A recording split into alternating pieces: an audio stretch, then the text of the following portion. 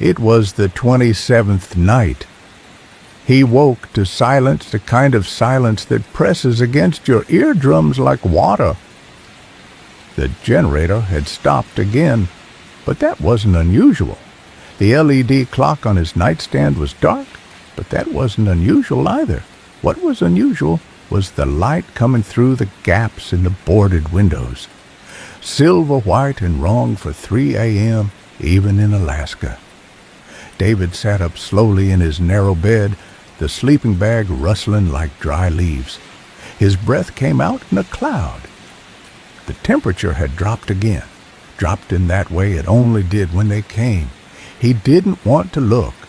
For 27 nights he'd learned that not looking was sometimes better. But the light was wrong, and the silence was wrong, and his body was already moving, feet finding the cold floor, hands reaching for the heavy flashlight he kept beside the bed, though he wouldn't need it, not with that strange light outside. The nearest window had a gap between two boards, just wide enough for an eye.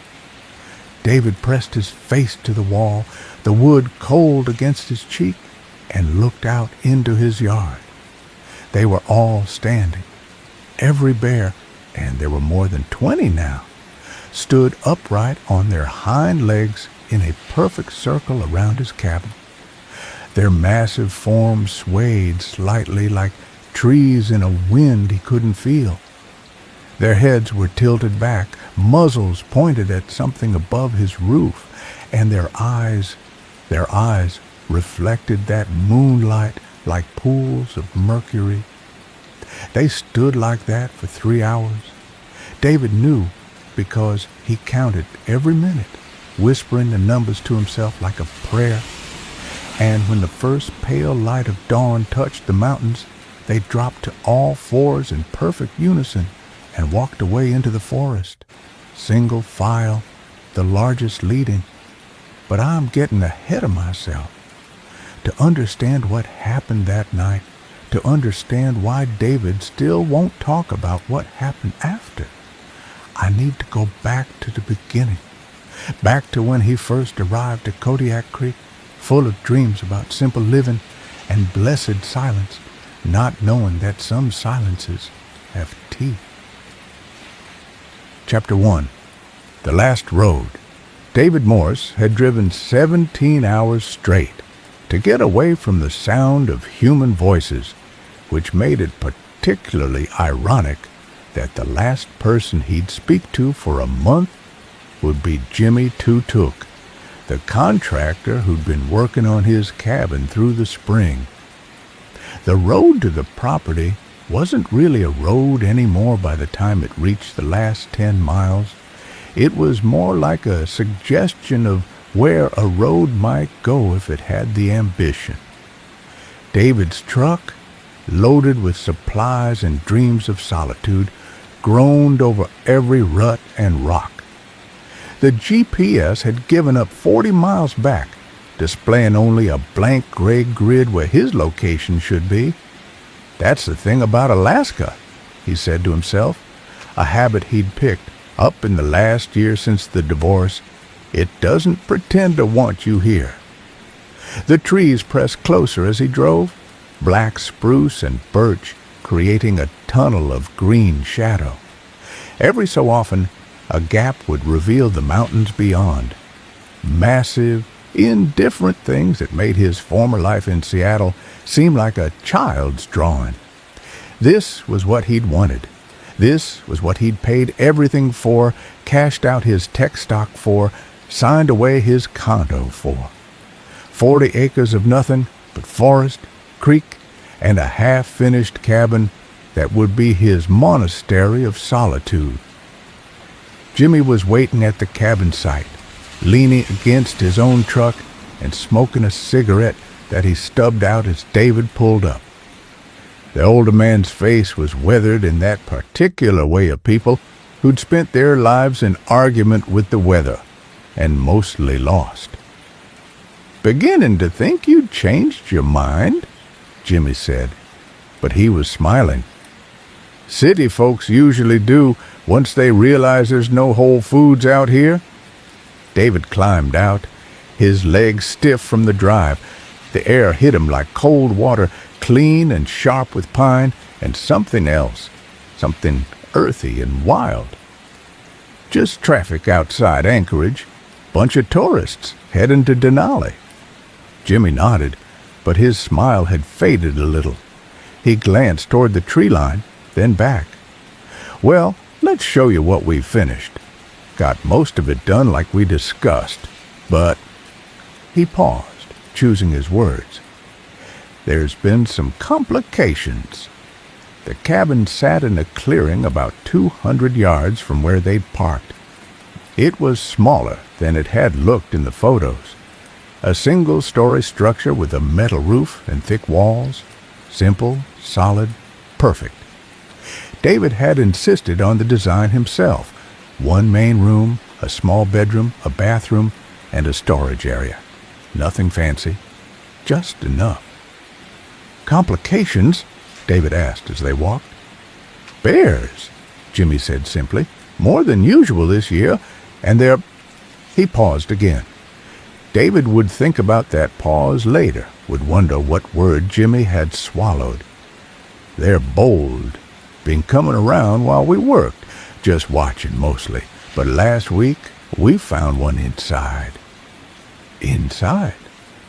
Before we got the doors hung, yeah. Just sitting in what's gonna be your living room, like it was waiting for something. Took 3 of us, yelling and banging tools to get it to leave, and even then, it walked out slow, like it was doing us a favor. They'd reached the cabin now.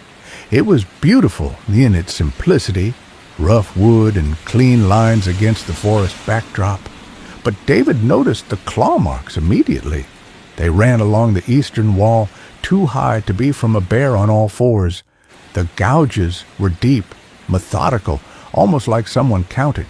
4 parallel lines, space, 4 more lines, space, 4 more. Those are from last week? David asked. No, Jimmy said, and something in his voice made David look at him. Those were there when we arrived this morning, fresh. He pulled out his phone, scrolled through some photos. But here's the thing that's got me worried. He showed David a picture.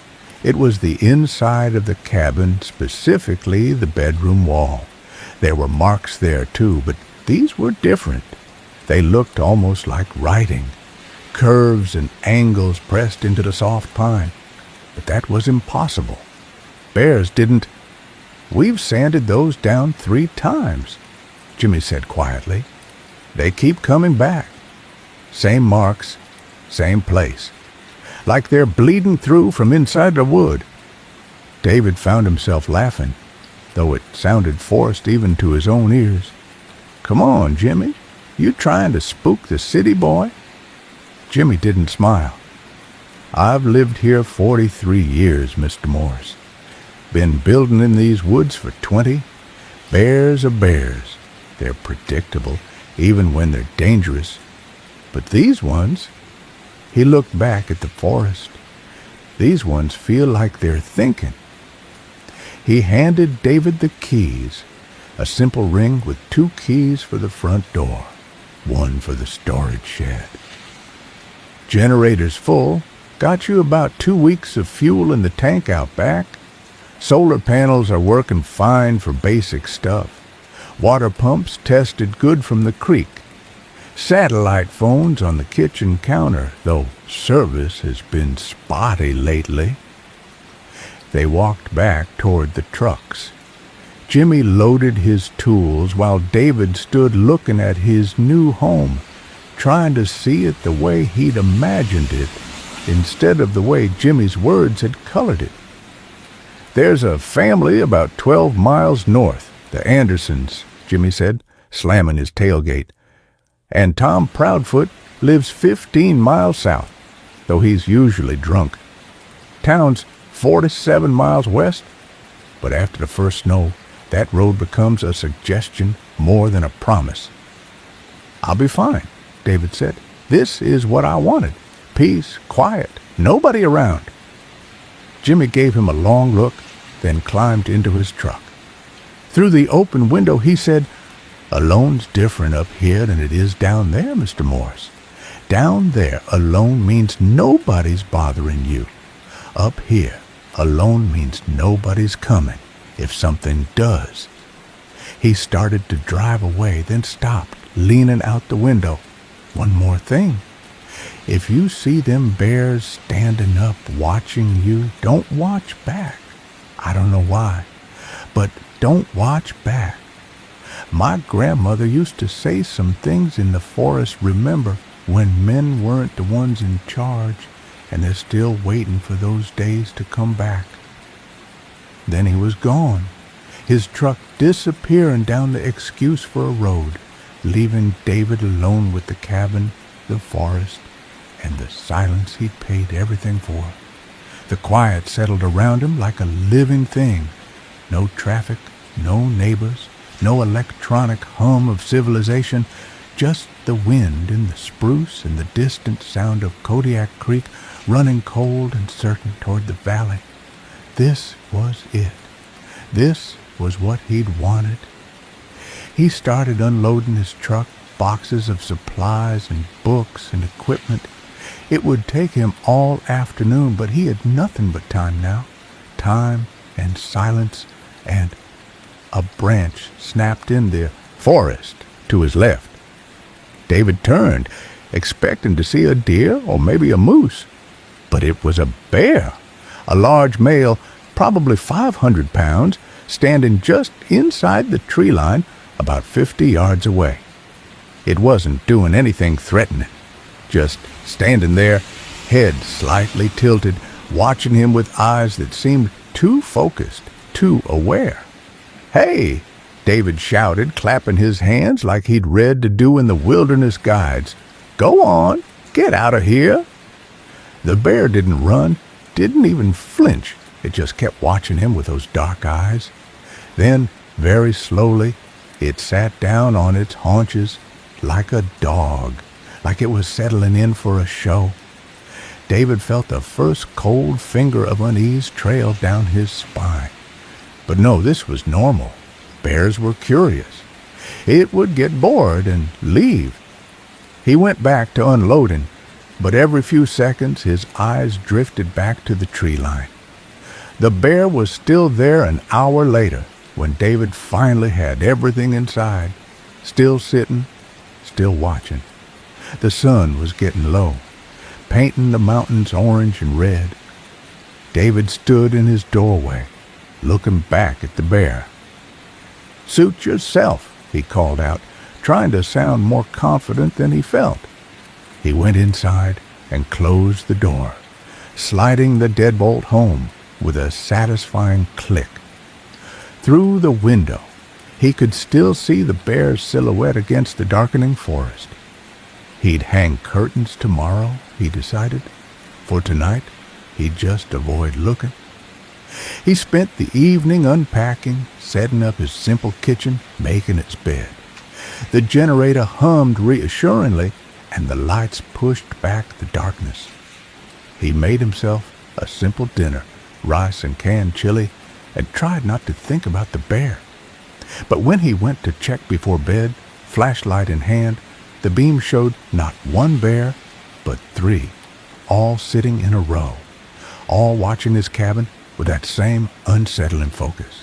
David told himself it was coincidence, told himself they'd be gone by morning, told himself a lot of things as he lay in his sleeping bag that first night, listening to the sound of something breathing heavily just outside his wall. Chapter 2. Setting the Perimeter. David woke to the sound of nothing. That was the thing about silence he hadn't expected, how loud it could be. In Seattle, there had always been something. Traffic, neighbors, the refrigerator humming, pipes ticking. Here, the absence of sound was so complete it made his ears ring. Pale morning light filtered through the windows. David checked his watch. 5:47 a.m. He'd slept better than he had in months, despite the bears. When he looked outside, the clearing was empty. No sign of his watches from the night before, not even tracks in the dirt. "See?" he said to the empty cabin. "Just curious." The first week was everything he'd hoped for. He threw himself into the work of establishing his homestead with the kind of focus he'd once reserved for coding projects. There was something deeply satisfying about physical labor after years of sitting at a desk. His hands, soft from years of typing, began to blister and then callous. His back ached, but it was a good ache. He set up his solar panels properly, angling them to catch the maximum light. The battery bank in the storage shed would give him power through the long winter nights. He tested the water pump repeatedly, checked every connection, every valve. Clean water from the creek, filtered through the system Jimmy had installed. It tasted like minerals and snow. On the third day, he started installing his security system. Old habits maybe, but also practical. Motion sensors at 50, 100, and 200 feet from the cabin. Small cameras at each corner of the building, all feeding to a laptop he'd set up in the main room. The cameras had night vision and motion activation. If anything came near his cabin, he'd know. Tom Proudfoot had laughed when David mentioned it during a supply run to town. "Bears don't care about your cameras, city boy," he'd said, swaying slightly on his stool at the general store. "They've been here longer than us, longer than the Tlingit even. Some say they were here before there was a here to be at." David had dismissed it as drunk rambling, but now setting up the last sensor, he thought about Tom's words. The forest did feel old here. Not just the trees, but the spaces between them, the quality of the light, the way sound didn't quite carry the way it should. He was adjusting the angle on the north-facing camera when he saw them, a mother bear and two cubs, moving through the forest about 300 yards out. Normal bear behavior, ambling along, the cubs playing and tumbling.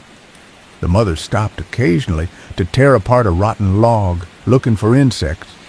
David watched them through his binoculars, smiling. This was what he'd come for.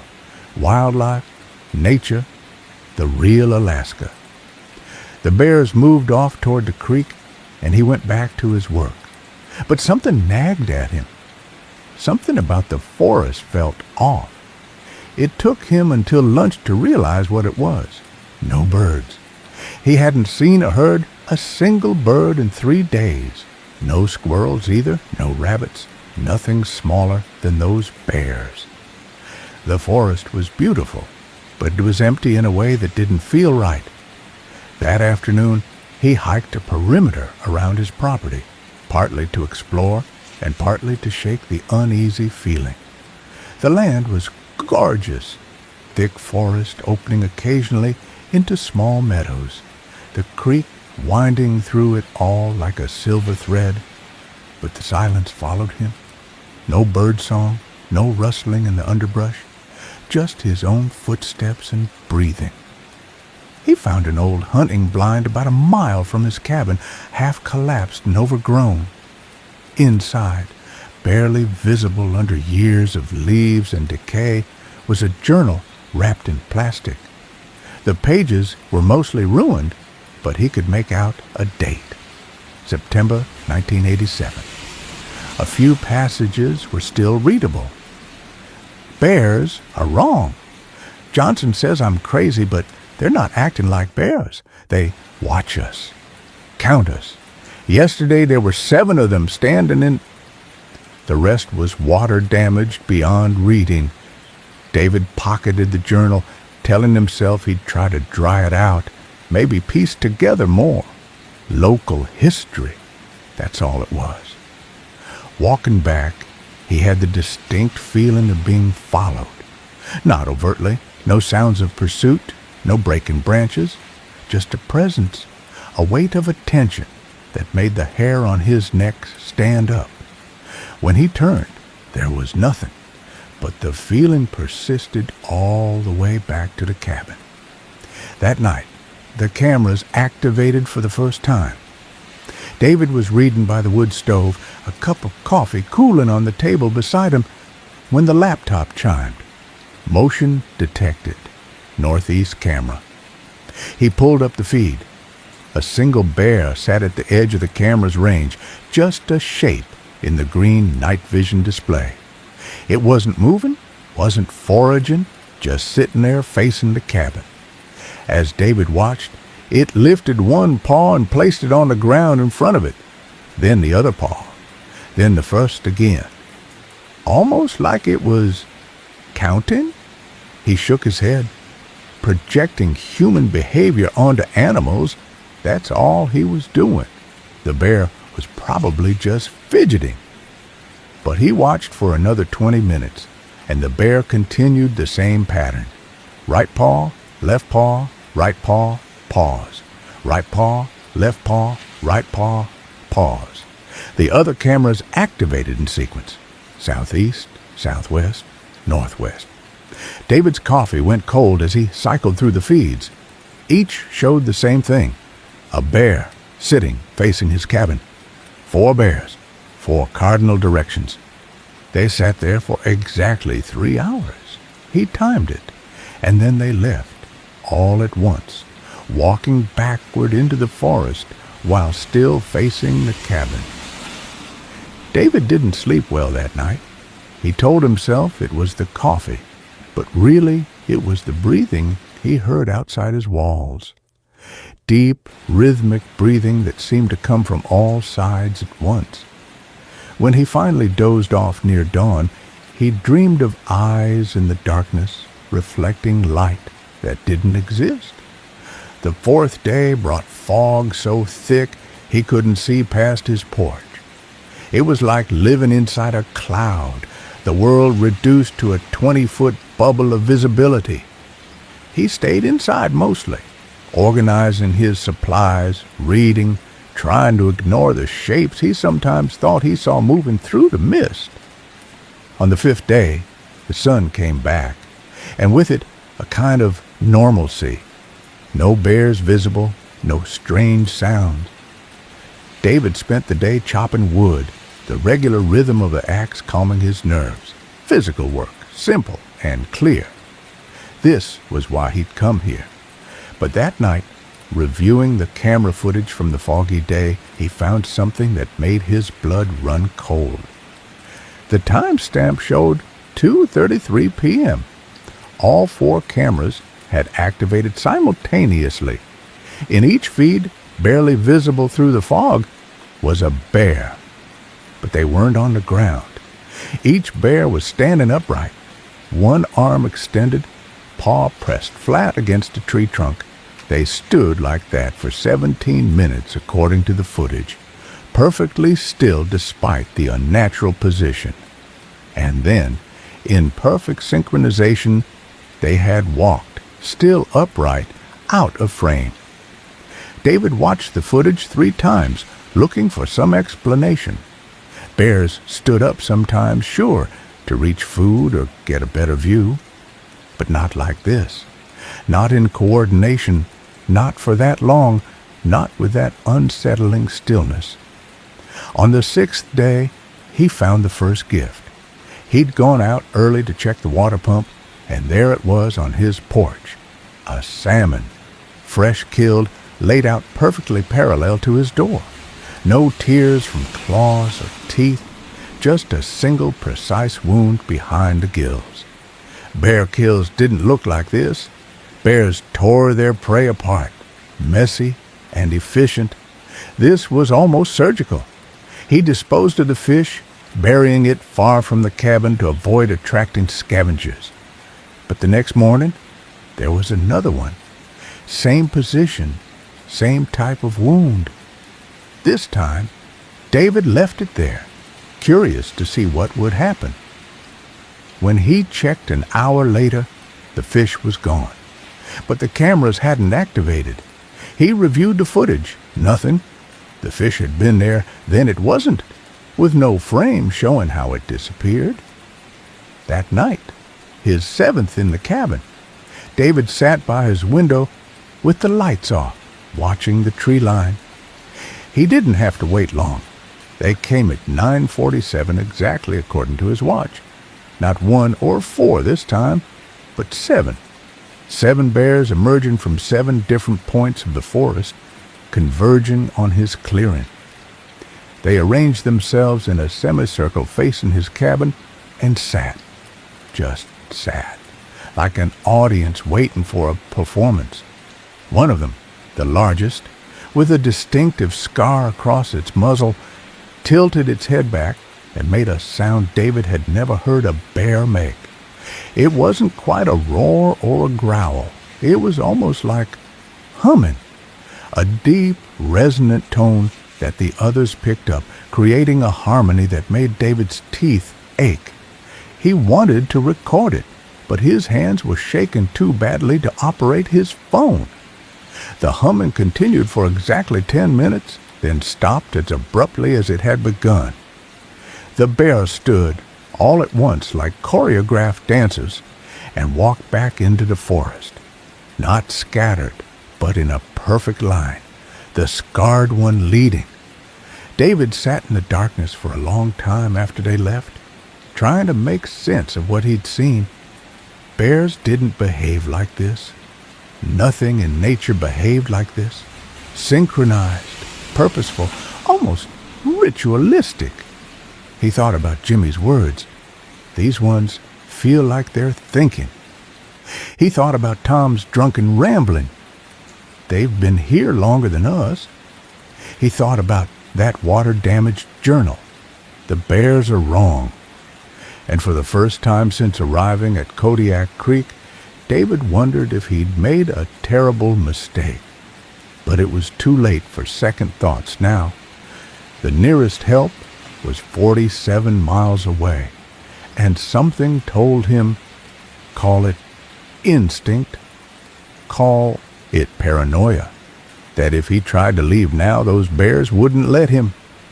The breathing outside his walls that night was louder than before, and sometimes, between the inhales and exhales, he could swear he heard something else, something that sounded almost like counting.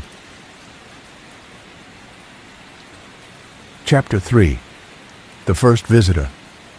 The 8th day started with rain, the kind of persistent drizzle that turned the world gray and made every surface slick with moisture. David had planned to reinforce his woodpile covering, but the weather kept him inside, watching droplets race down his windows and trying not to think about the previous night's synchronized performance.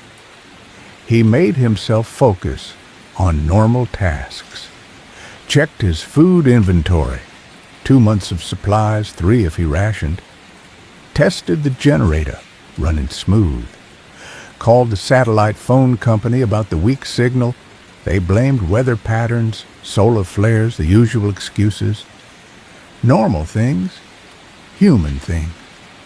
By afternoon, the rain had stopped, but the clouds hung low, pressing down like a gray ceiling. David finally ventured out to check his water filter. The forest was quiet except for the drip of water from branches, and his boots squelched in the muddy ground. He was kneeling by the pump housing when he felt it, that weight of being watched. He turned slowly. 20 feet away, just at the edge of the clearing, sat a bear. Not one of the massive ones from the night performances, but smaller, probably a younger male. Its fur was so dark it looked like a shadow against the trees, except for its eyes. Those caught what little light filtered through the clouds and threw it back like amber mirrors. "Easy," David said, though he wasn't sure if he was talking to the bear or himself. Just checking my water. I'll be done in a minute." The bear didn't react, didn't shift, didn't blink, just sat there like it had grown from the ground. David turned back to his work, hands slightly less steady now, hyper-aware of the presence behind him. He could hear its breathing, slow, measured, almost contemplative. When he finished and stood, the bear was closer. Not by much, maybe 5 feet, but David knew he hadn't heard it move. It still sat in that unnatural way, like a dog waiting for a command. "What do you want?" The words came out before David could stop them. The bear tilted its head, a disturbingly human gesture, and made a sound. Not a growl or a huff, but something softer. It sounded almost like, like a question. David took a step backward toward his cabin. The bear didn't follow, but its head tracked his movement with mechanical precision. Another step, another. The bear remained still except for its eyes, which never left David's face. When David reached his porch, the bear stood. Not on all fours, but upright, arms hanging at its sides in a way that made David's skin crawl. It was maybe 6 feet tall like this, and it stood with an ease that suggested this position was comfortable, natural. They stared at each other across 30 feet of muddy ground, man and bear, though David wasn't entirely sure about the second part anymore. There was something in its eyes, an intelligence that went beyond animal cunning. It was studying him, cataloging him, maybe even understanding him. The bear took 1 step forward, still upright. Its movement was fluid, graceful even, not the shambling walk of a bear forced onto hind legs, but something practiced. Another step. Its feet, David could see them clearly now, were placed with deliberate care, avoiding the muddier spots, choosing stable ground. "That's close enough," David said, hand finding the door handle behind him. The bear stopped immediately. It raised one paw, hand, and held it at chest height, palm facing David. The gesture was so perfectly human that David's mind struggled to process it. A wave? A greeting? A warning? Then the bear spoke. No, that wasn't right. It didn't speak, but it made a series of sounds that had the rhythm and cadence of speech. "Huh, and like someone trying to talk through a mouth full of gravel, or like," and this thought made David's stomach turn, like something practicing human sounds without quite understanding how they worked. David fumbled with the door, backed inside, slammed it shut. Through the window, he watched the bear lower itself back to all fours with that same unsettling grace. It sat again, resumed its watching position. 3 hours. That's how long it sat there as the sky darkened from gray to black. David tried to go about his evening routine, dinner, dishes, reading, but his eyes kept drifting to the window. The bear never moved except for the occasional head tilt, like it was listening to something David couldn't hear. At 9:47, he was beginning to hate that specific time. The bear stood and walked to his porch. David heard its weight on the boards, slow footsteps that sounded too deliberate, too careful. Then came the breathing, but not like before. This was directed, purposeful. The bear was breathing on his door, and in the condensation of its breath, David could see shapes forming on the wood. Not random, patterns. He grabbed his flashlight, shined it through the window. The bear's face was pressed against his door, and it was drawing. No, breathing in specific patterns that left moisture marks. Circles connected by lines, like a child's drawing of molecular structures or constellation maps. The bear pulled back, looked directly at David through the window, then pressed its face to the door again. More breath patterns. This time, David recognized something, not the meaning, but the intent. It was trying to communicate. This animal, this impossible thing, was trying to tell him something. A sudden crack of breaking wood made David jump. The bear had placed one paw flat against the door and was pressing, not aggressively, not trying to break in, just pressing. The wood groaned. David could see the door actually bowing inward slightly. "Stop!" David said loudly. "Please, just stop!" The pressure released immediately. The bear stepped back, gave that disturbing head tilt again, then turned and walked away, not into the forest, but around the cabin. David followed its progress via his camera feeds, watching it make a complete circuit of his home. At each corner, it stopped, stood upright, and placed both paws flat against the wall for exactly 30 seconds. When it completed the circuit, it walked to the tree line, turned back to face the cabin, and sat. It was joined within minutes by two others, materializing from the darkness like they'd been waiting. They sat in a row, all facing his home, and began that humming again. But this time, it wasn't uniform. Each bear hummed a different note, creating harmonies that shifted and evolved, sometimes beautiful, sometimes discordant. David realized he was holding his breath. He forced himself to exhale, to think rationally. Animals didn't do this, which meant either he was losing his mind, a real possibility, given the isolation, or these weren't normal animals. He thought about the nuclear plant incident in Chernobyl, how radiation had changed the wildlife. Maybe there'd been something here, a military experiment, chemical spill, something that had altered these bears at a fundamental level. It would explain the absence of other animals. Maybe these bears had driven them away, or worse. The humming stopped. The three bears stood in unison and walked single file back into the forest. But just before the last one disappeared, it turned back and did something that made David's knees weak. It waved, a clear, deliberate human wave, goodbye.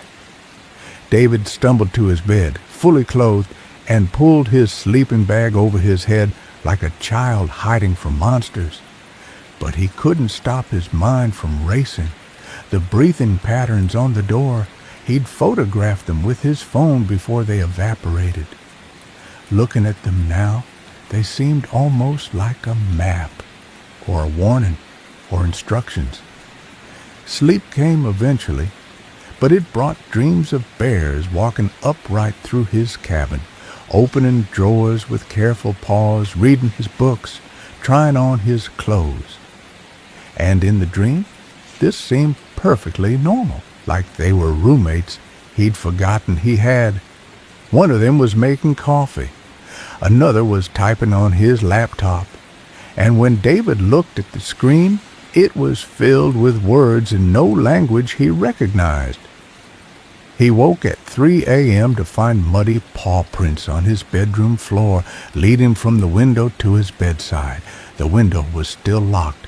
The front door was still barred. There was no way in, but the prints were there, still damp, and they were warm to the touch. Chapter 4. The Morning Count. Day 10 arrived with a crystalline clarity that only comes after rain, the kind of morning that should have been beautiful. The mountains stood sharp against a blue sky, and frost glittered on every surface like scattered diamonds. David stood at his window with his coffee, trying to convince himself the muddy prints on his bedroom floor had been a dream, even though he'd spent an hour mopping them up. He noticed the first bear at 6:15 a.m. It sat precisely where the trees met the clearing on the eastern edge of his property, positioned like a sentinel. Its fur caught the early light, turning from black to deep amber at the edges. David watched it through his binoculars, noting how still it sat, how its breath came out in perfect measured clouds, the cold air. At 6:30, he spotted the second one, true north from his cabin, the same distance from his walls as the first. This one was larger, with gray threading through its muzzle. An older bear. It too sat motionless, facing his home. By 6:45 there was a third, positioned exactly southwest. David set down his coffee and grabbed a compass from his gear, though he didn't really need it. The bears had positioned themselves at perfect cardinal points around his cabin. When he checked with the compass anyway, the precision was uncanny. 90 degrees, 180 degrees, 270 degrees, like they understood human navigation better than most humans did. "Okay," he said to the empty room. "Okay, this is—" He didn't finish. This was what? Impossible? He was looking at it? Unnatural? Everything about these past 10 days had been unnatural. He tried to go about his morning routine, but his eyes kept drifting to the windows. The bears didn't move, not to forage, not to scratch, not even to shift their weight.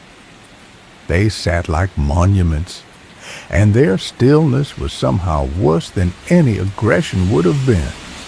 At 8 a.m. exactly, David decided to test something. He put on his jacket, grabbed the bear spray Jimmy had insisted he buy, and stepped out onto his porch. The morning air hit his lungs like ice water, sharp and clean. All three bears turned their heads to track him, synchronized, mechanical. "Morning," David called out, his voice cracking slightly. The absurdity of greeting them wasn't lost on him, but what else was there to do? The eastern bear stood up, not on hind legs, just to all fours. It took 3 steps forward, then sat again. The northern bear did the same, then the southwestern. 3 steps each, maintaining their cardinal positions but tightening the circle. David's hand found the bear spray in his pocket. "I need to check my generator," he announced, feeling foolish but somehow compelled to explain himself. Just routine maintenance. He walked down the steps, hyper-aware of every movement. The generator sat in a small shed about 30 feet from the main cabin.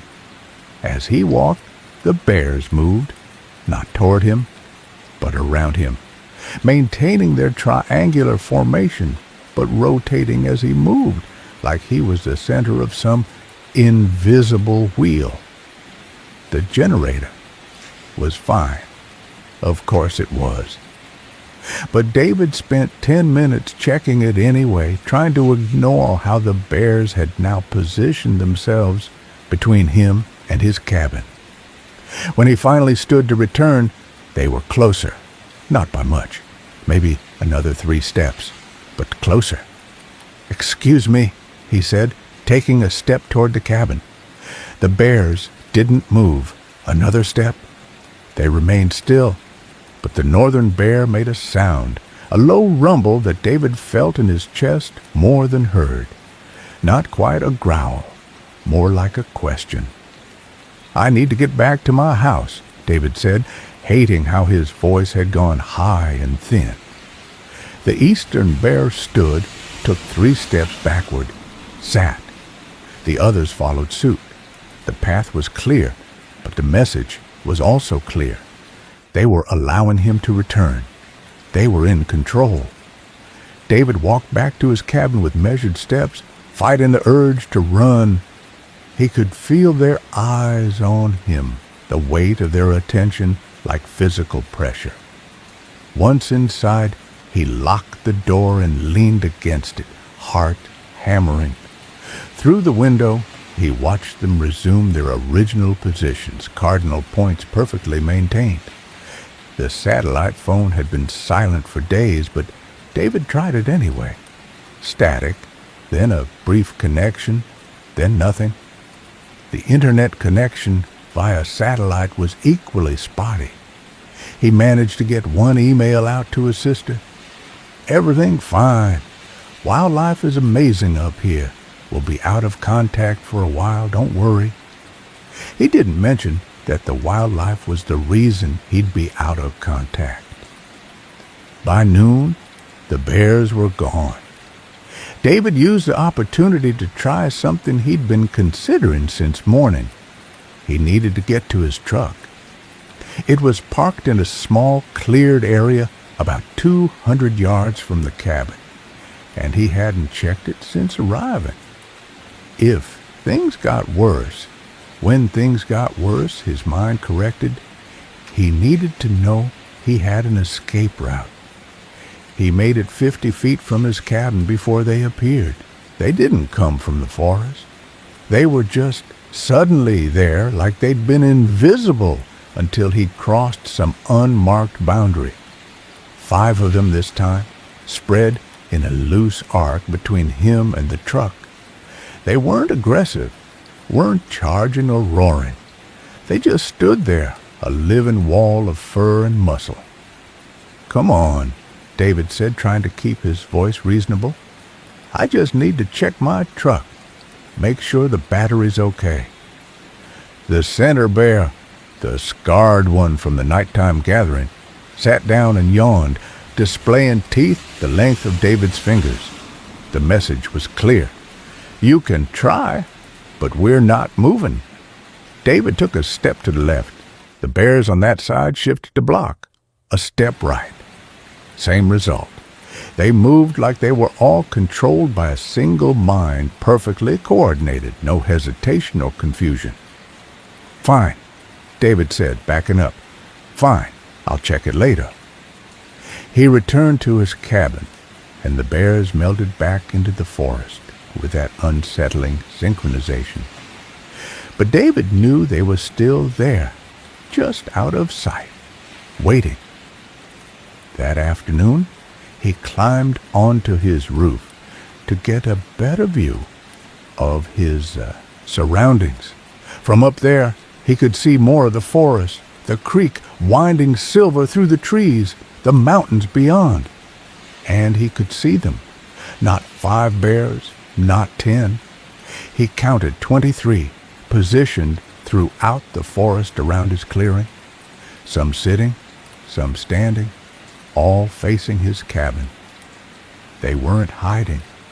They wanted him to see them, to understand the situation. He was surrounded, had been surrounded probably since the day he'd arrived.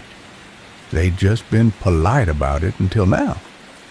As the sun started its descent toward the mountains, painting everything gold and red, David noticed something else. Lines in the dirt around his cabin. At first, he thought they were game trails, but they were too regular, too deliberate.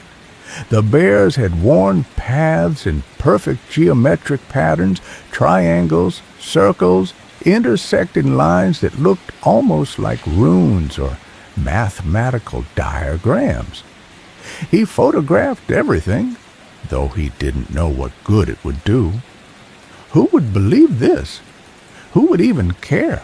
A man alone in the wilderness claiming bears were exhibiting signs of intelligence and coordination. They'd assume cabin fever, isolation psychosis, maybe even carbon monoxide poisoning from a faulty generator. That night, they came at 9:47 as always, but this time there were 9 of them. They arranged themselves in 3 rows of 3, a perfect square formation facing his cabin, and they did something new. They began to move in patterns. The back row would stand, walk to the front, sit. Then the new back row would do the same, a constant rolling motion that was hypnotic to watch. And as they moved, they hummed, but the humming had structure now. It rose and fell with their movements, creating a sort of audio-visual symphony that made David's head swim. He found himself at the window, unable to look away. The patterns became more complex. Diagonals, spirals, formations that seemed to tell a story he couldn't quite grasp. Sometimes, all 9 would stand at once, arms raised toward the sky, and David would feel a pressure in his head like the air before a thunderstorm. At exactly 10:47, 1 hour after they'd begun, they stopped. All 9 bears turned, not toward the forest, but toward David's window. They could see him watching. They'd known all along. The scarred bear approached the cabin, still on all fours, but moving with that disturbing grace. It came right up to the window, where David stood frozen, and rose to its hind legs. Its face was inches from the glass, and this close David could see into its eyes. There was something in there, not human, but not animal either, something older, maybe. Something that had been watching humans for a very long time and had learned to mimic them, but had never quite understood why they did what they did. It was like looking at a perfect reproduction of intelligence without the spark that made it real. The bear placed one paw flat against the window. David found himself raising his own hand, matching the gesture with the glass between them. The bear's paw was enormous, dwarfing his hand, but the gesture was gentle, almost tender. Then the bear opened its mouth and made sounds. Not growls or roars, but something else. David, David, David. It was saying his name, badly, barely recognizable, but it was definitely trying to say his name. David stumbled backward, knocking over a chair. The bear watched him fall, and he could swear it looked amused. It lowered itself back to all fours, rejoined the others, and they all walked away in their perfect formation, disappearing into the darkness. David didn't sleep that night. He sat in his chair with his back to the wall, clutching his grandfather's hunting knife. A useless gesture, he knew, but the weight of it was comforting. Every sound made him jump. Every shadow could be them. But the worst part was the recording he'd made on his phone. He played it back a dozen times, trying to convince himself he was hearing it wrong. But no, there it was, gravelly and distorted, but unmistakable. David. They knew his name. Somehow, they knew his name. And if they knew that, what else did they know? Chapter 5. Night Patterns. The 11th night brought the first snow of the season, not a storm, just fat, lazy flakes that drifted down like ash from some distant fire.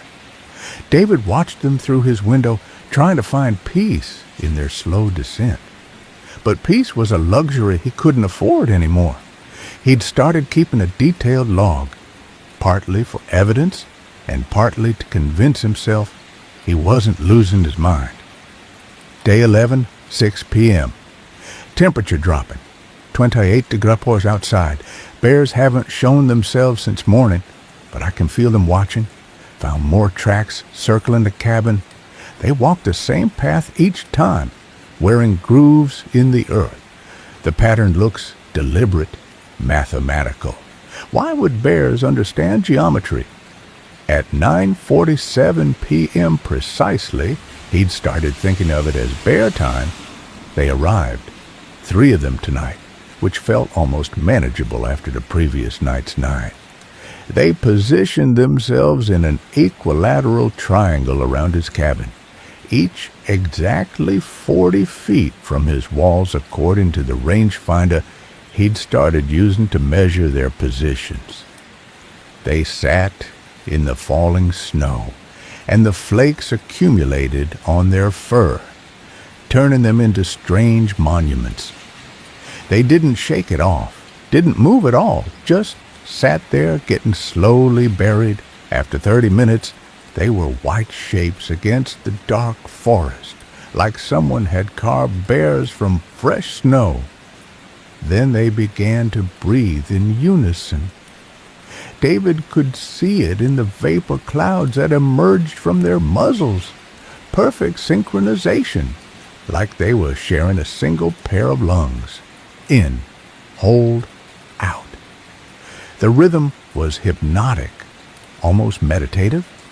He found his own breathing starting to match theirs, and had to consciously force himself to break the pattern.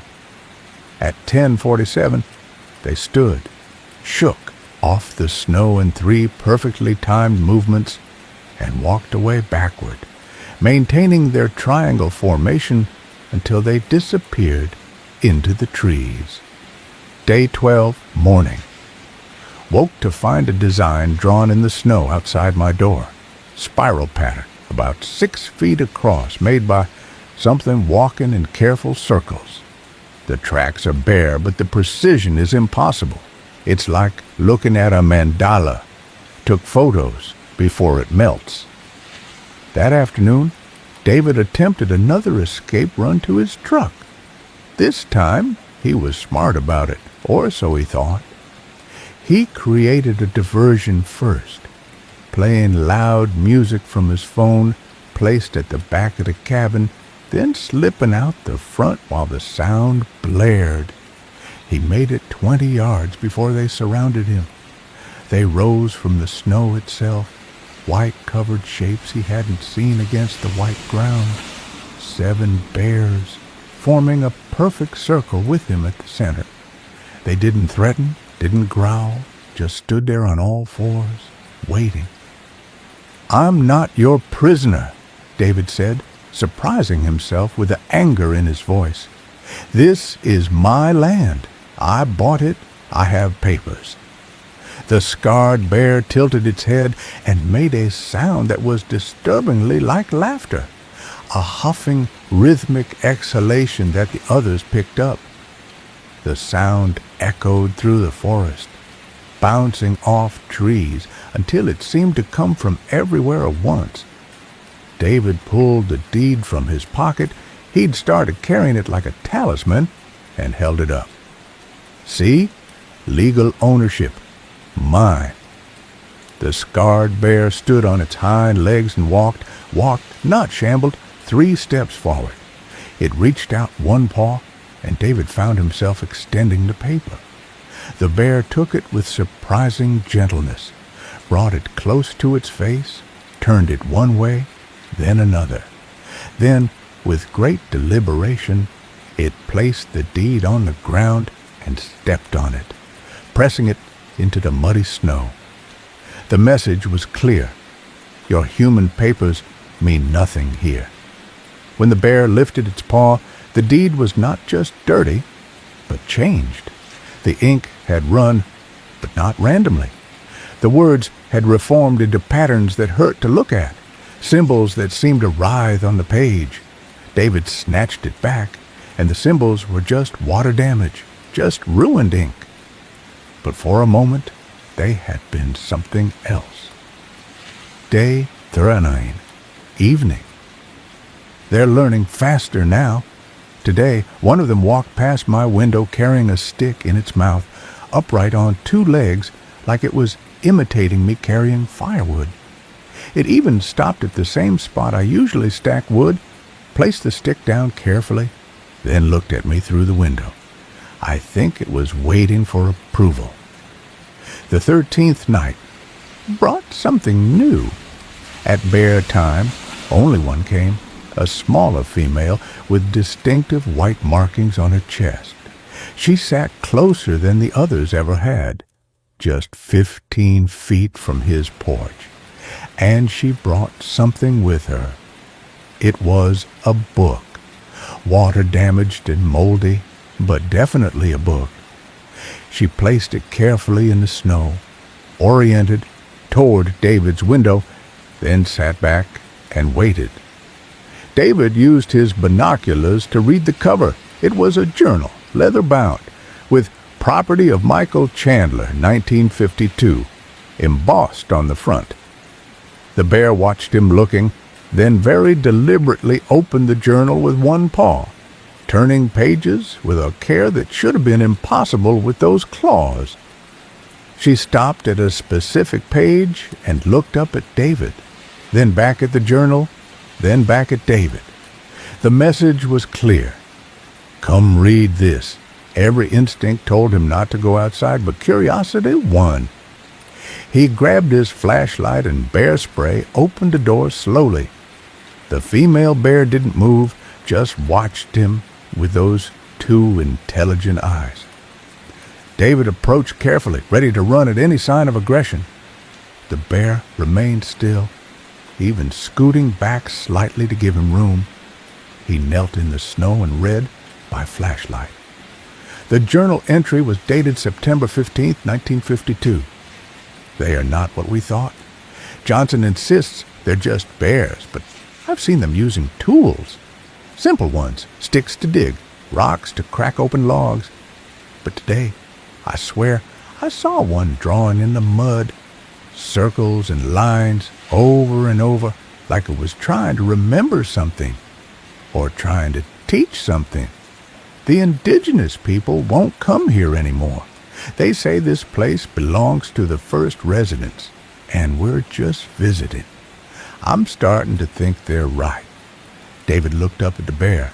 She was watching him intently, and when their eyes met, she reached out and turned the page.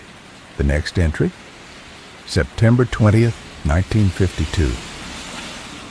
We're leaving tomorrow if we can. They won't let us go during the day anymore, only at night, and only if we leave our equipment. Like they're collecting it, studying it. Found our radio taken apart and reassembled wrong, but it still works. It works better. How does a bear improve a radio? Johnson's scared now. We all are. They stood outside our tents last night for 6 hours, humming. That god-awful humming, it gets in your head, makes you think things that aren't your thoughts. The bear closed the journal with deliberate care, picked it up in her mouth, and walked away. But before disappearing into the forest, she turned back and did something that made David's blood freeze. She spoke. One word, clear, despite the inhuman throat that produced it. Learn. Day 14, 3 a.m. Can't sleep. The humming is in my head now, even when they're not here. Sometimes I understand it just for a second, like remembering a dream. They're trying to tell me something about this place, about what it was before, or what it will be after. Time isn't what I thought it was. Not here. The 14th day was the worst yet. David woke to find them all there. He counted 31 bears, though the number seemed to shift when he wasn't looking directly at them. They sat in concentric circles around his cabin, like an amphitheater of fur and patient eyes. They sat there all day, not moving, not eating, not even relieving themselves, just sitting and watching. When David tried to use his satellite phone, all he got was their humming coming through the speaker. When he tried his radio, same thing. Even his laptop seemed infected. The screen would flicker and show patterns that matched the designs they'd been drawing in the snow.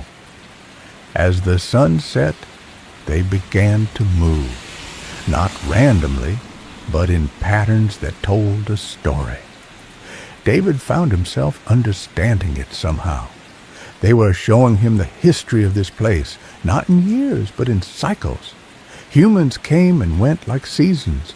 The miners in 1952, trappers in 1897, indigenous peoples before that. But even they were newcomers compared to something else, something the bears were guarding, or something they were. The performance lasted exactly 3 hours. When it ended, all 31 bears stood, faced his cabin, and bowed. An unmistakable, deliberate bow. Then they filed away in a single line, and David noticed their footprints in the snow spelled out words in English. "You are beginning to understand." He ran outside and looked closer. The words were perfect, the spacing exact. These creatures that shouldn't even understand the concept of written language had left him a message in pristine Arial font made of footprints. Day 14, midnight. "I think I'm starting to understand. They're not bears. They never were bears. They're something wearing the shape of bears because that's what we expect to see in the forest. But what are they really? And what happens when they decide to stop pretending?" That's when David realized he hadn't seen his own footprints in the snow for days. He looked down at his feet, at the ground beneath them, and saw only smooth, unmarked white. He was starting to change too. Chapter 6. The Grocery Run That Wasn't. Day 15 dawned with a deceptive normalcy that made David question everything he'd experienced. No bears visible, no patterns in the snow, just a pristine winter morning with steam rising from the creek and frost making everything sparkle. His footprints were back too, crunching satisfyingly in the fresh powder as he walked to his porch. Maybe he'd been hallucinating. Carbon monoxide from the generator, perhaps, or just the isolation playing tricks on his mind. His food supplies, however, were very real in their depletion. He'd been rationing, but stress had made him eat more than planned, nervous snacking on crackers, consuming extra coffee to stay alert during the long nights of watching. Looking at his inventory, he had maybe 3 weeks left if he was careful. His original plan had included a monthly supply run to town, and he was right on schedule. The truck sat exactly where he'd left it, 200 yards away in a small clearing he'd made specifically for parking. He could see it from his kitchen window, red paint stark against the white snow, looking wonderfully, beautifully normal. It represented the outside world, civilization, escape. All he had to do was walk to it, start it up, and drive away. David prepared carefully. He packed a small bag with essentials in case they tried to keep him from returning. Wallet, phone, the journal he'd been keeping, a change of clothes. He strapped on his knife, tucked the bear spray in his pocket, and grabbed his keys.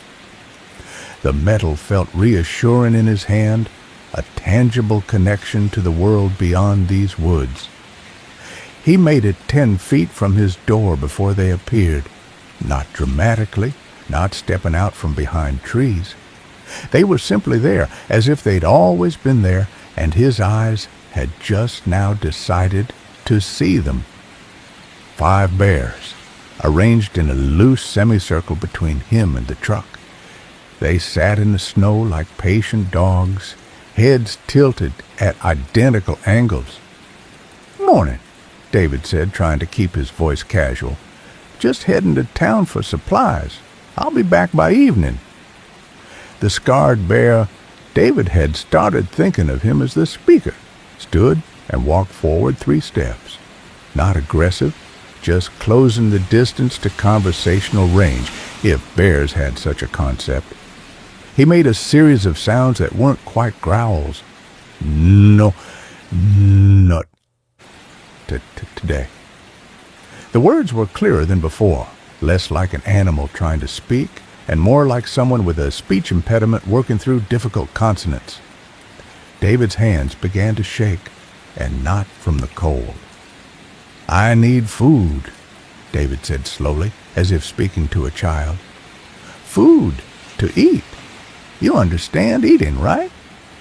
The speaker tilted his head the other way and made a sound that could only be described as amused.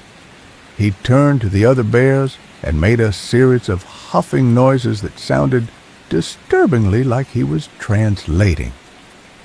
They all looked at David, then back at the speaker, then at David again. One of the smaller bears stood and wandered into the forest. The others maintained their positions while David stood there, snow beginning to accumulate on his shoulders. After about 5 minutes, the bear returned, dragging something. It was a deer carcass, fresh killed, which it deposited at David's feet with an unmistakable air of satisfaction.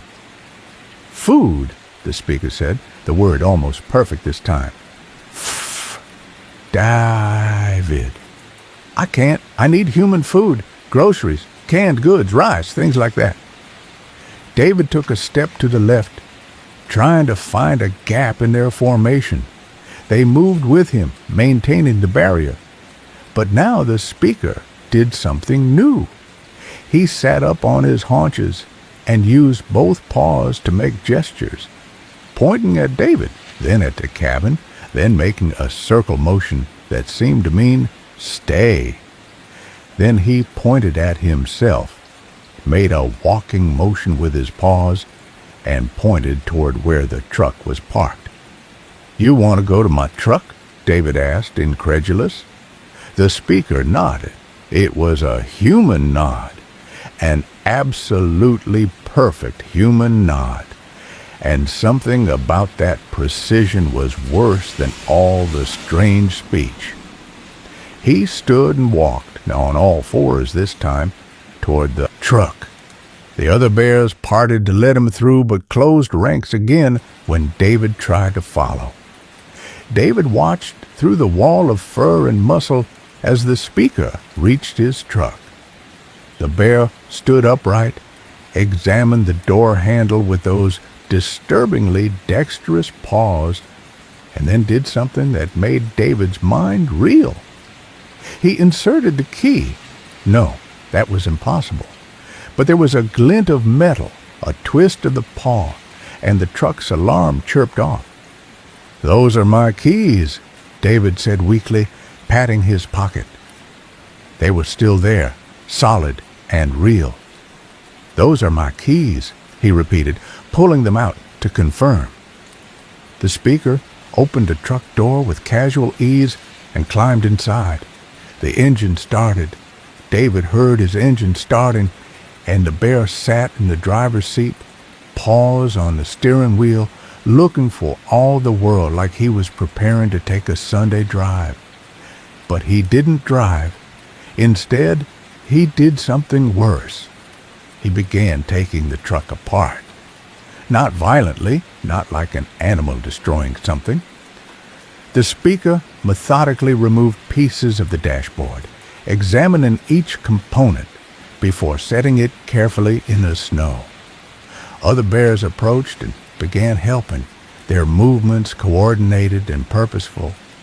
Within 20 minutes, they had disassembled the entire engine block, laying out each piece in an organized pattern on a tarp that David hadn't even known was in his truck. They worked in complete silence except for occasional huffing sounds that seemed to be communication. One bear would hold up a part, another would examine it. Sometimes they'd exchange components like mechanics discussing a problem. David saw one bear actually clean a spark plug with a piece of cloth before setting it in its designated spot. The speaker found something in the engine, David couldn't see what, and brought it over, still maintaining that unsettling upright walk. He held it out to David, a GPS tracker, the kind rental companies sometimes forgot to remove. "Problem," the speaker said, then crushed the device in his paw, letting the pieces fall into the snow. Over the next 2 hours, David watched them rebuild his truck. But it wasn't the same truck when they finished. They'd made modifications, subtle ones that David couldn't quite identify but could definitely see. New connections between components, parts relocated to places they shouldn't be, but somehow looked more correct. The engine, when they started it again, purred with a sound it had never made before, smoother, almost musical. The speaker climbed out of the driver's seat, closed the door with surprising gentleness, and walked back to David. He held out the keys, David's actual keys, somehow taken from his pocket without him noticing. "Truck! Better! Now," the speaker said, "but not today for leaving." "When?" David asked, his voice barely a whisper. "When can I leave?" The speaker looked at the sky, then at the forest, then back at David. He held up one paw and began counting on his claws, a gesture so human it made David's stomach turn. 1 claw, 2, 3. He kept going, using both paws, then starting over. Finally he said, "When you understand." "Understand what?" The speaker made that laughing sound again and began walking back toward the forest. The other bears followed, but one, a younger-looking male, paused and looked back at David. This one's attempt at speech was less practiced, more garbled. "Safe, here, danger, out, there." Then they were gone, melting back into the forest with that impossible silence. David stood alone in the clearing, his modified truck gleaming in the afternoon sun. He walked to it, ran his hands over the familiar yet changed surface. The keys worked. The engine started with that new musical purr. He could drive away right now. Nothing was stopping him. Except when he put it in gear and tried to reverse, the truck wouldn't move. Forward, same thing. The engine ran perfectly, all the electronics worked, but the vehicle simply wouldn't budge. It was as if the truck itself had decided to stay. David turned off the engine and walked back to his cabin, the deer carcass still lying in the snow where they'd left it. He dragged it to his storage shed, waste not, want not, and spent the rest of the day processing the meat, trying not to think about how the bears had known exactly what he needed, exactly when he needed it. That evening, as he cooked venison in his cast-iron pan, he found a note tucked under his door. Not paper, bark, with words carved into it with impossible precision. "We keep you here because they watch from below when you understand the danger, when you learn to sing the old songs. Then you can choose stay and guard or leave and forget. But leaving before understanding means becoming what we prevent." David read it 3 times before the words began to blur and shift, rearranging themselves into patterns that weren't letters anymore, but something older, something that bypassed his eyes and spoke directly to the ancient parts of his brain that still remembered when humans weren't the apex predators. He burned the bark in his stove, but the words had already taken root in his mind. That night, he dreamed of something vast and patient beneath the permafrost, pressing up against the world like a child pressing against a window, waiting for the glass to break.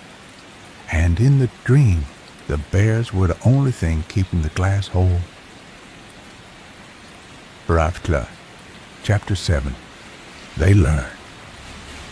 The 16th day began with David discovering they'd been inside his cabin while he slept. Nothing dramatic at first glance. No muddy prints this time. No obvious disturbances. But his coffee mug had been moved 3 inches to the left. His book was closed with the bookmark 2 pages ahead of where he'd stopped. Small things, subtle things, that might have been explained away as forgetfulness if not for one detail. His journal was open to a blank page, and someone had written in it, The handwriting was terrible, like a child gripping a pencil for the first time, but the words were clear. We practice your ways to show you ours patience, patience, patience. The snow remembers everything. David's hand shook as he made his morning coffee in the slightly moved mug. Through his window, he could see 3 bears in his clearing. One sat upright by his woodpile, methodically picking up split logs and setting them down in the same stacking pattern David used. Another stood at the spot where David usually did his morning stretches, going through a grotesque pantomime of human calisthenics, bending, reaching, twisting in ways that bare spines shouldn't allow. The third was the most disturbing. It walked a perfect replica of David's morning circuit around the cabin, pausing at the exact spots where he typically paused, even mimicking his habit of touching the corner post for luck. "Stop it," David said to the empty room, but they couldn't hear him. Or maybe they could. The bear doing stretches turned toward the window and waved, that perfectly human wave that made David's skin crawl. He tried to ignore them, sitting down with a book, but concentration was impossible when every few minutes he'd glimpse movement that was almost but not quite human. The way they moved was improving, becoming less like bears imitating humans, and more like something wearing a bear suit trying to remember how to be human. By noon, more had arrived. 7 bears now, each engaged in some mockery of human behavior. One sat cross-legged. How did a bear sit cross-legged? Appearing to meditate. Another had found sticks and was arranging them in what looked like letters, though the words were in no language David recognized. The speaker arrived at 2 p.m., walking upright with a confidence that suggested this was his natural gait. He carried something in his paws, David's toolbox, which had been locked in the storage shed. The lock was still attached, unbroken, but somehow the box was here. The speaker set it down gently and opened it with familiar ease. He removed a hammer, examined it with those 2 intelligent eyes, then began using it, not randomly, but purposefully, driving non-existent nails into invisible boards, building something in pantomime. The other bears stopped their activities to watch, and David had the unsettling feeling he was observing a lesson. After a few minutes, the speaker set down the hammer and picked up a screwdriver. He held it up, showing it to the others, then spoke, "Screw, driver, turn, 2, make, tight." His pronunciation had improved dramatically. The words were still rough, filtered through a throat never meant for human speech, but they were understandable. The other bears made acknowledging sounds, and one brave smaller bear approached and took the screwdriver, mimicking the turning motion. "Good," the speaker said. "Learn the shapes of their thoughts." David couldn't stand it anymore. He burst out of his cabin, the door slamming against the wall. "What are you doing? What do you want?" All the bears turned to him in perfect synchronization, and for a moment, nobody moved. Then the speaker carefully placed the tools back in the toolbox and approached, still on 2 legs. He stopped just out of reach, close enough that David could smell him, earth and pine and something else, something like ozone before a lightning strike. "We learn you," the speaker said carefully, "to show you us." "Why?" The speaker tilted his head, considering. Then he did something unexpected. He sat down in the snow, crossing his legs in a disturbingly human posture, and patted the ground beside him. "Sit, David." Every instinct screamed against it. But David found himself sitting. The snow was cold through his jeans, but the speaker radiated heat like a furnace. This close, David could see details he'd missed before. The eyes weren't quite right. Too many colors swirling in the irises, and occasionally they'd reflect light from angles where no light existed. The speaker pointed at the other bears who had resumed their mimicry. "We show you how easy to be you." He made that huffing laugh sound. "You, thin ink, you, says special, but look, bear, can, do, everything human, do." As if to demonstrate, one of the bears picked up 2 sticks and began walking with them like crutches. Another found David's water bucket and carried it on its head, balancing it perfectly. A third was using a stick to draw mathematical equations in the snow, actual equations that David recognized from his college physics courses. "Okay, you can copy us," David said. "So what?" The speaker turned to him, and for the first time, David saw something like sadness in those impossible eyes. "Not copy. Remember." He pointed at his head, then at David's. "You, new, here, we, old, we, remember when you were like us." That doesn't make sense. Humans evolved from primates, not bears. The speaker made that laughing sound again, but it was bitter this time. Evolved, yes, but not from two. He stood, offering David a paw to help him up. David took it without thinking, and the paw was warm, the grip careful but strong. "Come, I show you something." David followed. What else could he do? As the speaker led him to the edge of the clearing, the other bears continued their performances, but David could feel their attention tracking him. The speaker stopped at a particular tree, an ancient pine that must have been centuries old. "Touch," the speaker commanded. David placed his hand on the bark and immediately jerked it back. The tree was warm, almost body temperature, and it pulsed with a rhythm like a heartbeat. But more than that, when he touched it, images flashed through his mind. Not memories, but something deeper, older. He saw the forest, but not as it was now. The trees were different, wrongly shaped, and things moved between them that weren't quite animals.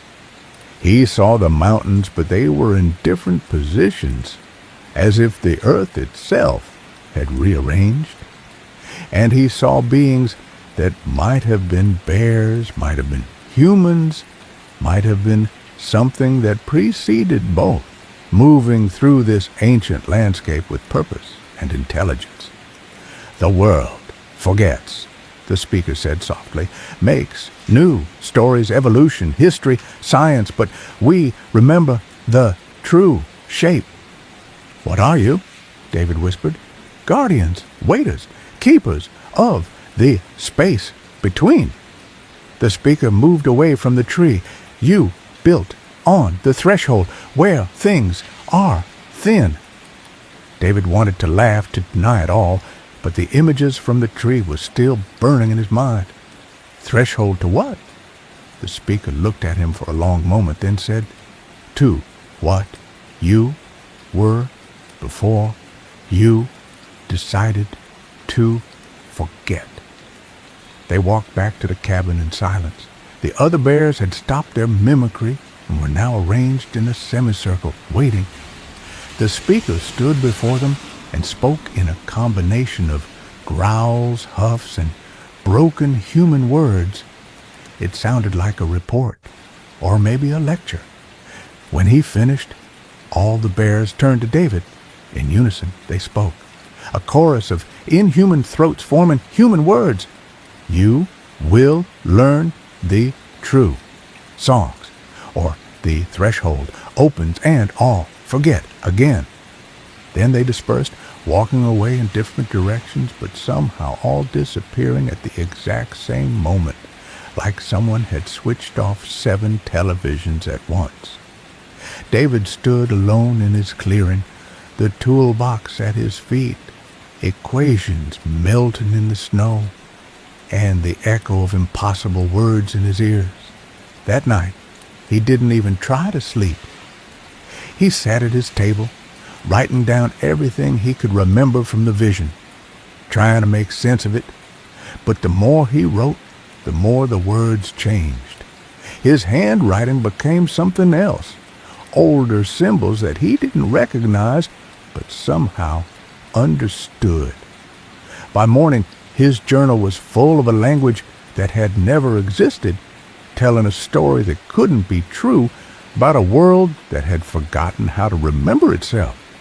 And outside, in voices that were learning to be human, the bears began to sing. Chapter 8. The 20th Night. David woke on day 20 to the sound of construction. Not the normal forest sounds he'd grown used to. Not even the abnormal sounds of bears trying to speak. This was deliberate building, wood striking wood, a rhythmic scraping like something being carved, and underneath it all, that damned humming that had become the soundtrack to his slow unraveling. He rolled out of bed, his body protesting. He'd been sleeping badly when he slept at all. His dreams were full of that ancient forest from the vision, of things that walked upright but weren't human, of a sky that had too many moons. Sometimes he woke up outside, standing barefoot in the snow with no memory of leaving his bed, always facing the same direction, northeast, toward something his conscious mind refused to acknowledge. Through his window, he saw them, all of them. He counted 34 bears this time, though the number kept shifting when he blinked. They were building something in his clearing, working with a coordination that would have made any construction crew envious. Some bears dragged logs from the forest, perfectly selected for size and shape. Others stripped bark with their claws, creating smooth poles. A group of 5 worked on what looked like joinery, fitting pieces together without nails or rope, using some technique that involved precision claw work and that disturbing manual dexterity they developed. The structure taking shape was... David didn't have words for it. It stood about 15 feet tall, a combination of pyramid and spiderweb, with supports that shouldn't have been able to bear weight, but did. The geometry was wrong. Angles that hurt to look at directly, curves that seemed to bend space around them. The speaker supervised from the center, occasionally calling out corrections in that broken English that got clearer every day. No, more, left, the angle, must, match, the star. David stumbled to his door, pulled it open. The cold hit him like a slap, but he barely noticed. What are you building? Every bear stopped. 34 heads turned toward him with that mechanical precision that still made his skin crawl. The speaker stood on his hind legs, brushing wood shavings from his fur with gestures so casually human that David's mind stuttered. A reminder, the speaker said. His pronunciation was nearly perfect now, only the occasional rolled R betraying his nature. You are not the first to live here. He gestured to a smaller bear, who approached carrying something in its mouth. It deposited the object at David's feet, a leather journal, better preserved than the one from 1952. The cover read, Property of James Whitmore, October 1987. David recognized the name from the ruined journal he'd found his first week. This must have been another one, hidden somewhere the elements couldn't reach. He picked it up, the leather cold and slightly damp. Read, the speaker commanded. Page 42. David opened to the page. The handwriting was steady at first, then gradually became more erratic. October 15th, 1987. The structure appeared overnight. I woke to find it completely built, though I'd heard nothing. It matches the old Tlingit descriptions, what they called a memory pole. Though their elders insisted those were just stories, it's beautiful and terrible. When I look through the center, I see the forest. But it's not our forest. Things move there that shouldn't exist. October 16th, 1987. They want me to go through. The bears. God help me, I know how insane that sounds. They've been teaching me the songs, the ones that make reality soft. Thompson would laugh if he knew what I've become, but Thompson never saw them standing in circles.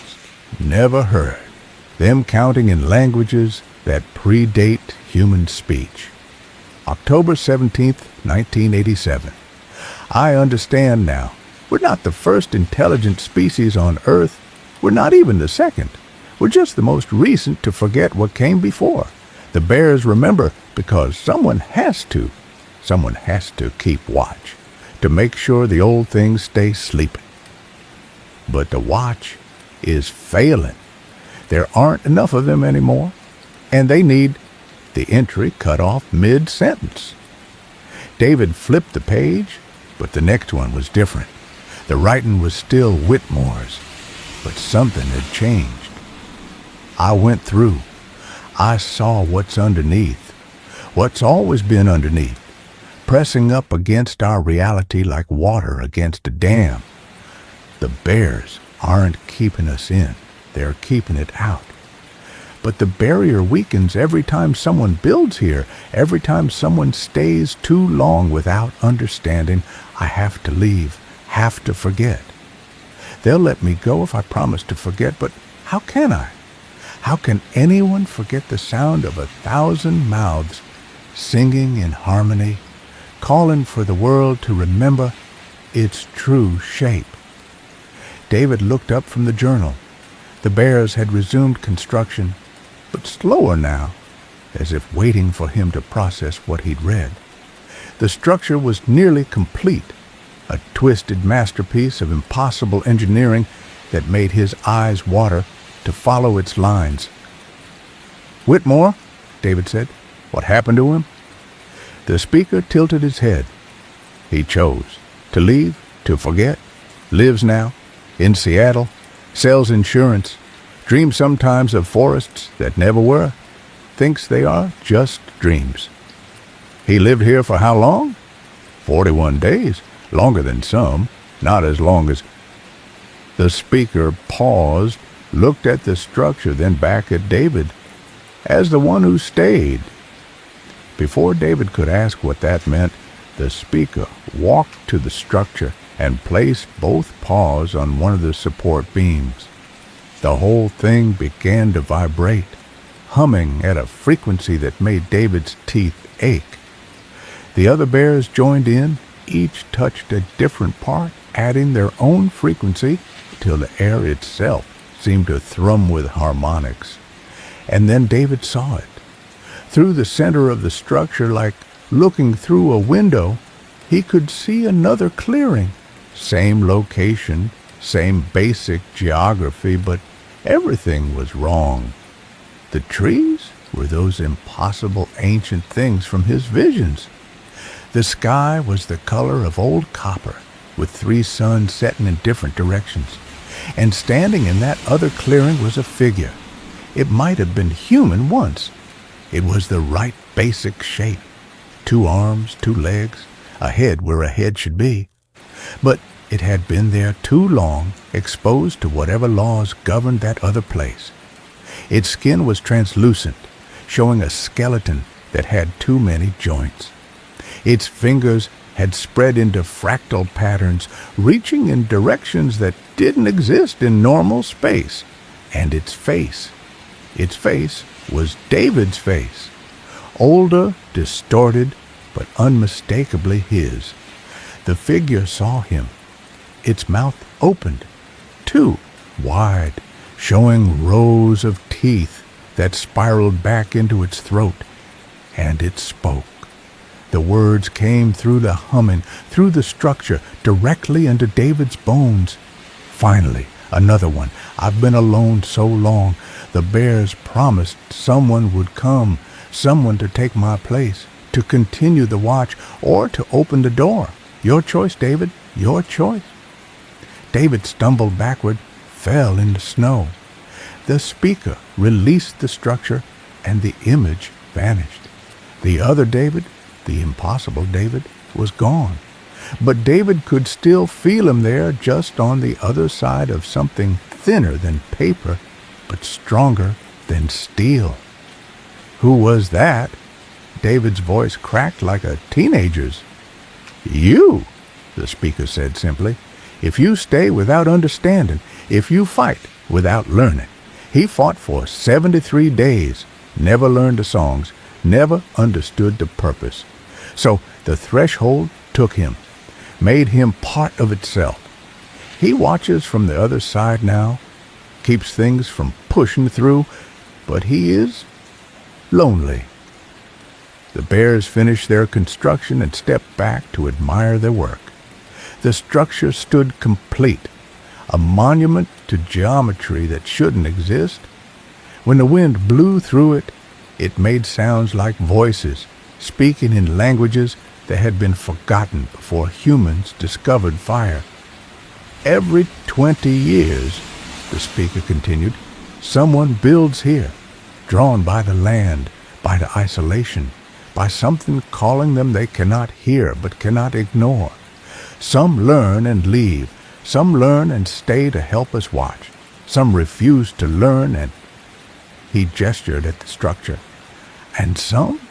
David asked, though he already knew the answer. Some open the door, let the old things through, reset everything. The speaker's eyes were sad, so deeply sad. 3 times before, 3 times the world forgot and started over, new evolution, new history, new laws of physics. We are very tired of teaching the same lessons to new species who think they are the first. That night, as promised by the speaker, they came at exactly 9:47. All of them, more than David could count. They surrounded the structure and began to walk. Not their usual patterns, but a complex spiral that wove between the supports. As they walked, they sang. It wasn't the humming anymore. They had learned enough human vocalization to actually sing, though the words were in no language from this version of Earth. The melody was beautiful and terrible, like listening to the sound of planets being born.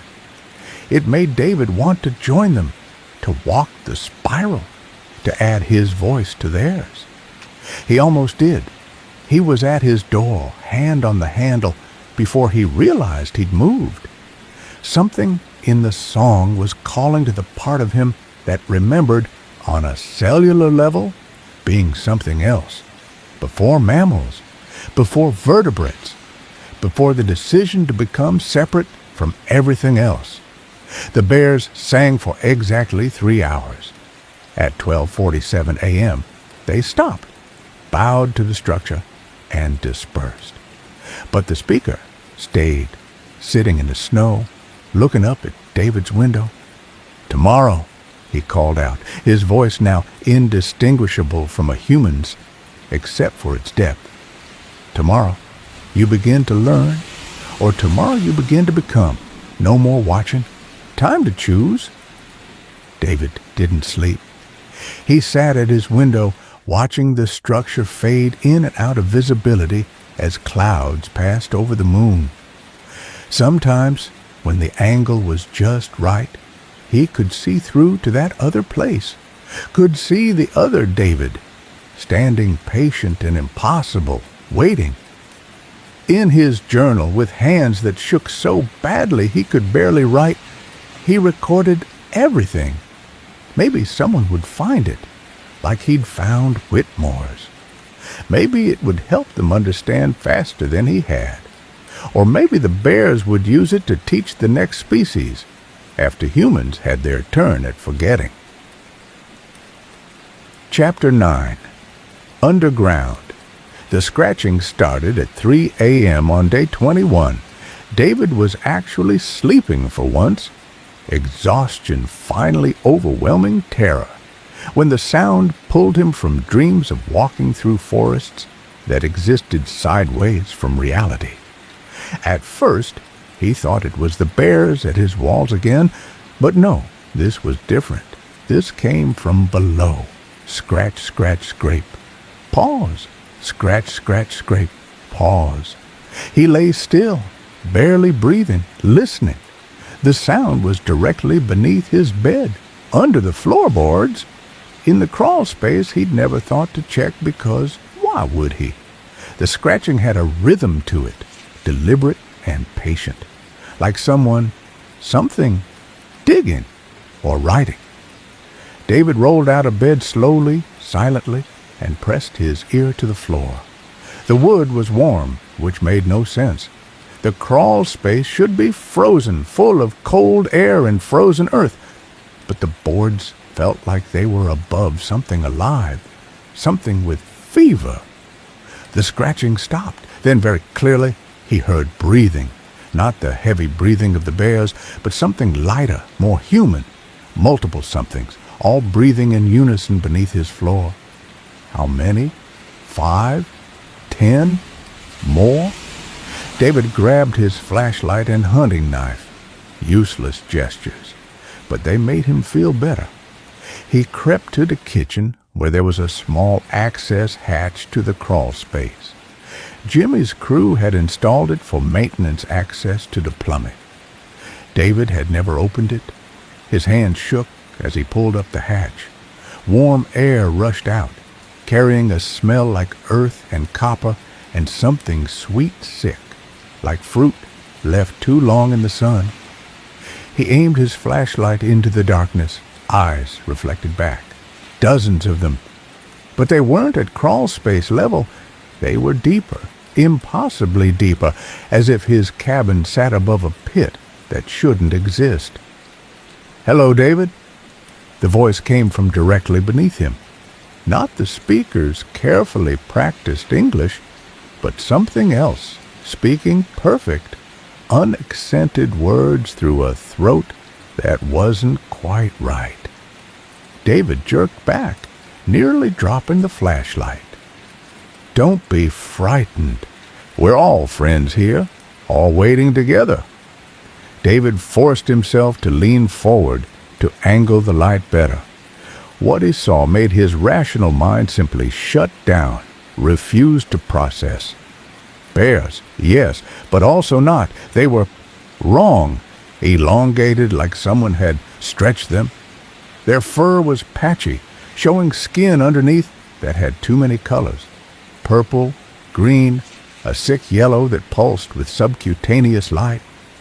Some of them were partially merged together, 2 bears sharing 3 bodies, or 3 bears twisted into one impossible form. And at the center, in a nest, made of what looked like roots and bones and strips of metal from sources David didn't want to identify, was something that might have been human once. It was naked, pale as cavefish, with arms and legs that had too many joints. Its fingers had grown into the ground, spreading like root systems. Its face was peaceful, eyes closed, smiling. "We're the ones who learned too much," it said without opening its mouth. The voice came from everywhere and nowhere. "The bears taught us all the songs, all the patterns, all the ways to slide between, but we liked it here, in the warm, in the between, so we stayed." One of the changed bears crawled closer to the opening.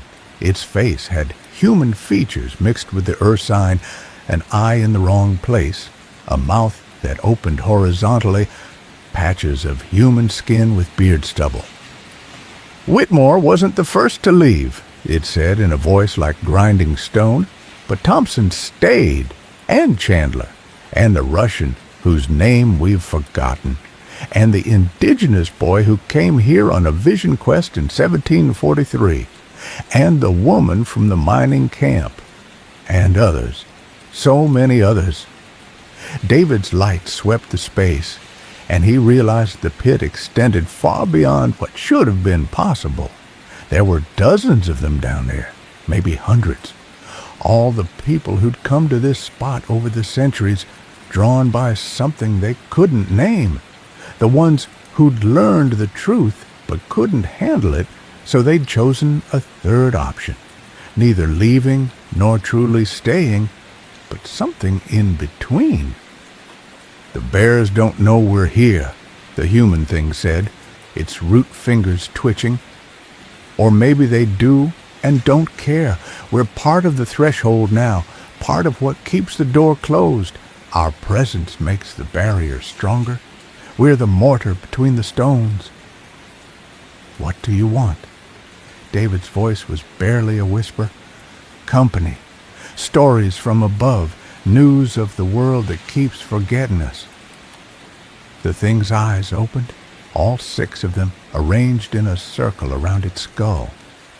"And to warn you, tomorrow the bears will teach you the first true song. If you sing it, you'll start to change. Not like us. We chose this. But you'll become something that can walk between worlds, something that can guard properly, or something that can open doors that should stay closed." The changed bears began to hum, their malformed throats creating harmonics that made David's vision blur. He saw himself, from their perspective, a small, frightened thing clinging to the rim of a pit that went down forever, where things that used to be human made their nests and sang to keep the really bad things asleep. "But here's the secret," the root-fingered thing whispered, and now its voice was inside David's head. "The doors don't stay closed because we guard them. They stay closed because we believe they should. The moment someone truly believes they should open, they do. That's why the bears are so careful. Why they test everyone who comes here. They're not looking for guards. They're looking for people who won't accidentally wish the world into a different shape." David slammed the hatch closed and stumbled backward, but he could still hear them down there, scratching and breathing and humming. He grabbed a chair and dragged it over hatch, knowing it was useless but needing to do something. Through his window, he saw the speaker standing by the impossible structure, watching his cabin. When their eyes met, the bear nodded, slowly, sadly. "You heard them," the speaker said, his voice carrying impossibly well across the distance. "The ones who chose wrong, who thought they could have both, knowledge and ignorance, change and stasis, human and—" He gestured at the ground. That. David wanted to run, wanted to get to his truck, his modified, improved, definitely not going anywhere truck, and drive until he hit ocean. But his legs wouldn't work right. The scratching beneath his floor had found its way into his nervous system, making his movements jerky, uncertain. "Why here?" David called out. "Why this spot?" The speaker walked closer, his massive form moving with that liquid grace. "Everywhere is threshold if you dig deep enough, but some places the digging is already done. The indigenous peoples knew.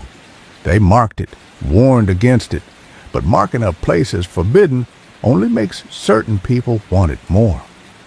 I didn't know. No, you sought isolation, escape, silence." The speaker sat in the snow, looking up at David with those impossible eyes. "But silence is where you hear the other things, the things that whisper beneath sound, the things that wait in the spaces between heartbeats."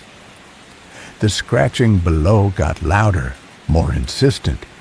David could hear them calling his name now, dozens of voices that used to be human, inviting him down where it was warm, where the boundaries meant nothing, where he could be everything and nothing all at once. "Tomorrow," the speaker said, standing. "Dawn. You learn the first song. If you can sing it without wishing to change, without wanting to open doors, without dreaming of becoming, then maybe you can leave, or maybe you can stay and help us watch. But if you're like them," he looked at the ground, "the pit is always hungry for more mortar." He walked away, leaving David alone with the sound of scratching and breathing and humming from below. David grabbed his journal, his hands shaking so badly he could barely write. Day 21. There are things under my cabin, people who aren't people anymore. They chose to become part of the structure that holds everything together. They seem happy in their way. They sing constantly. I can feel myself changing just from being here. My dreams are full of impossible forests. Sometimes I wake up and my hands look wrong, like they have too many fingers, but when I blink, they're normal again. The bears will teach me something tomorrow, a song that will either save me or damn me. I don't know which I'm hoping for anymore. If someone finds this, don't build here, don't stay here. The isolation you're looking for isn't worth what you'll find instead. But even as I write that, I know you won't listen. No one ever does. We all think we're different. We all think we're strong enough to handle the truth. We're all wrong. The scratching below turned into a rhythm, then into a song. It was beautiful, in the way that poisonous flowers are beautiful. It made David want to open the hatch, to climb down, to join the warm tangle of changed flesh and impossible geometries. He tied himself to his bed with rope that night, knowing it wouldn't stop him if he really wanted to go, but hoping it would slow him down enough to remember why he shouldn't. In his dreams, the things below showed him what the world looked like from underneath. It was all roots and connections, everything touching everything else, no boundaries, no separation, just one vast organism pretended to be billions of individual things. It was horrible. It was beautiful. It was true. Chapter 10. The Spokesman. Day 24 came wrapped in fog so thick David couldn't see past his porch. It pressed against his windows like something solid, like the earth had decided to breathe out all its secrets at once, and they'd condensed into this gray nothing. He hadn't slept since discovering the things beneath his cabin. Hadn't eaten much either. The rope burns on his wrists from tying himself to the bed had turned purple-black, and sometimes when he looked at them, they seemed to spell out words in languages that branched backward through time. The speaker came at noon, materializing from the fog with such sudden presence that David dropped his coffee mug. It shattered on the floor, his last mug, but neither of them looked at it. They had moved past such small concerns. But the speaker wasn't alone. He dragged something behind him, something that scraped against the ground with a sound like fingernails on glass. David's eyes wouldn't quite focus on it at first, kept sliding off like it was covered in oil. Then the speaker hefted it up, and David saw it was a smartphone. Not his, something older, maybe 5 years out of date. Its screen cracked in a spiderweb pattern. "From the last one," the speaker said, setting it on David's porch with surprising gentleness. "Before you. He thought he could document everything, share it, make the world believe." David picked up the phone. It was dead, of course, but when his skin made contact with the cracked screen, images flooded his mind. Not through the phone. Through whatever residue of experience still clung to it, a man named Marcus. Younger than David, maybe 30. He'd come here running from something. Debt, David sensed, and a relationship that had turned into mutual destruction. He'd lasted 18 days before trying to live stream the Bears' evening ritual. The phone showed him Marcus's final recording, the Bears standing in their circle, beginning to hum, and then the image fracturing. Not the phone breaking, but reality itself, cracking around Marcus as he screamed and laughed and cried all at once, his body deciding it wanted to be in 7 different dimensions simultaneously. "Where is he now?" David asked, though he suspected he knew. "Everywhere," the speaker said simply. "Nowhere. The threshold took him badly. He's spread across possibility spaces, experiencing every version of himself that could have been. We hear him sometimes trying to pull himself back together, but there are too many pieces now." The speaker sat down on the porch. David's porch, though ownership seemed like an absurd concept now. The boards creaked under his weight, but held. Everything here held, no matter how impossible the weight. "I need to show you something," the speaker said, and for the first time he sounded tired. Not physically tired, but existentially exhausted, like something that had been awake since before time decided to start keeping track of itself. "The others don't want me to. They think you should learn the songs first, build up tolerance. But I've watched 43 humans come to this spot, and the ones who survive are the ones who see it all at once. The truth doesn't kill you if you don't have time to think about it." He stood, gestured for David to follow. David did, leaving his broken door hanging open. What was the point of locks when the things you were keeping out were already inside, under, through everything? They walked into the fog which parted around the speaker like it recognized him. David stayed close enough to smell that ozone scent, close enough to hear the speaker's heart beating, or hearts. Plural, David realized. At least 3 distinct rhythms, maybe more.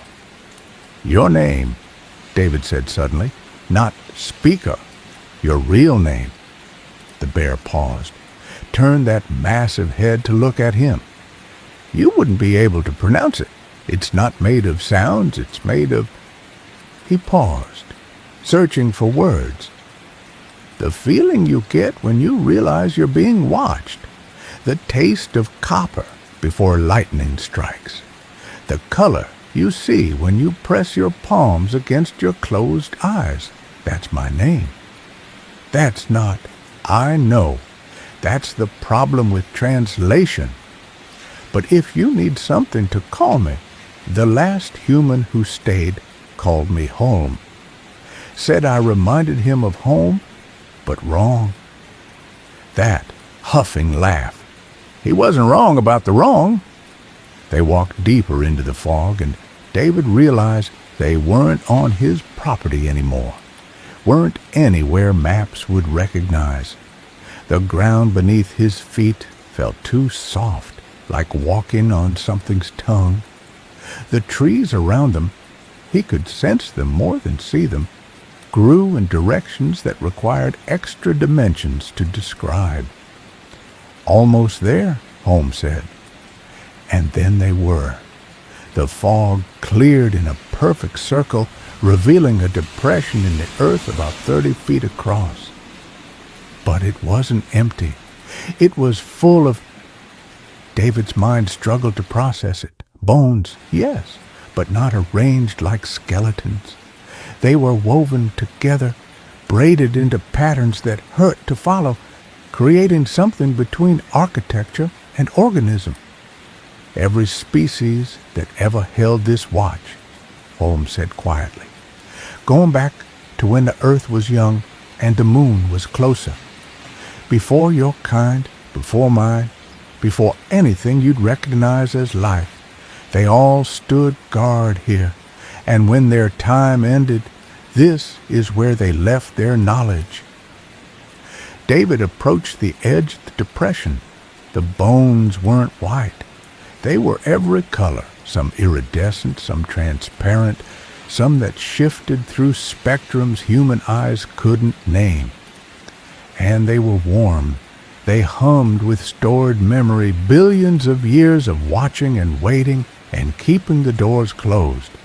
"Touch them," Holmes said. "That seems like a terrible idea."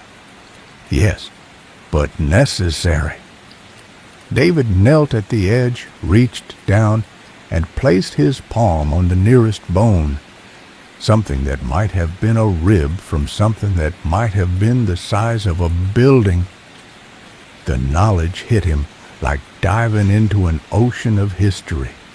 He saw the earth before it settled on its current physics, when things could be both particle and wave, and something else that laughed at both concepts. He saw the first watchers, things like living in mathematics, entities of pure causality, who noticed that something from outside was trying to get in. They built the first barriers, not from matter, but from the simple insistence that inside and outside should remain separate. But the outside was patient. It pressed and whispered and promised. It found cracks, not in space but in consciousness, in the moments when thinking things doubted their own existence. It almost got through once, twice, 1,000 times.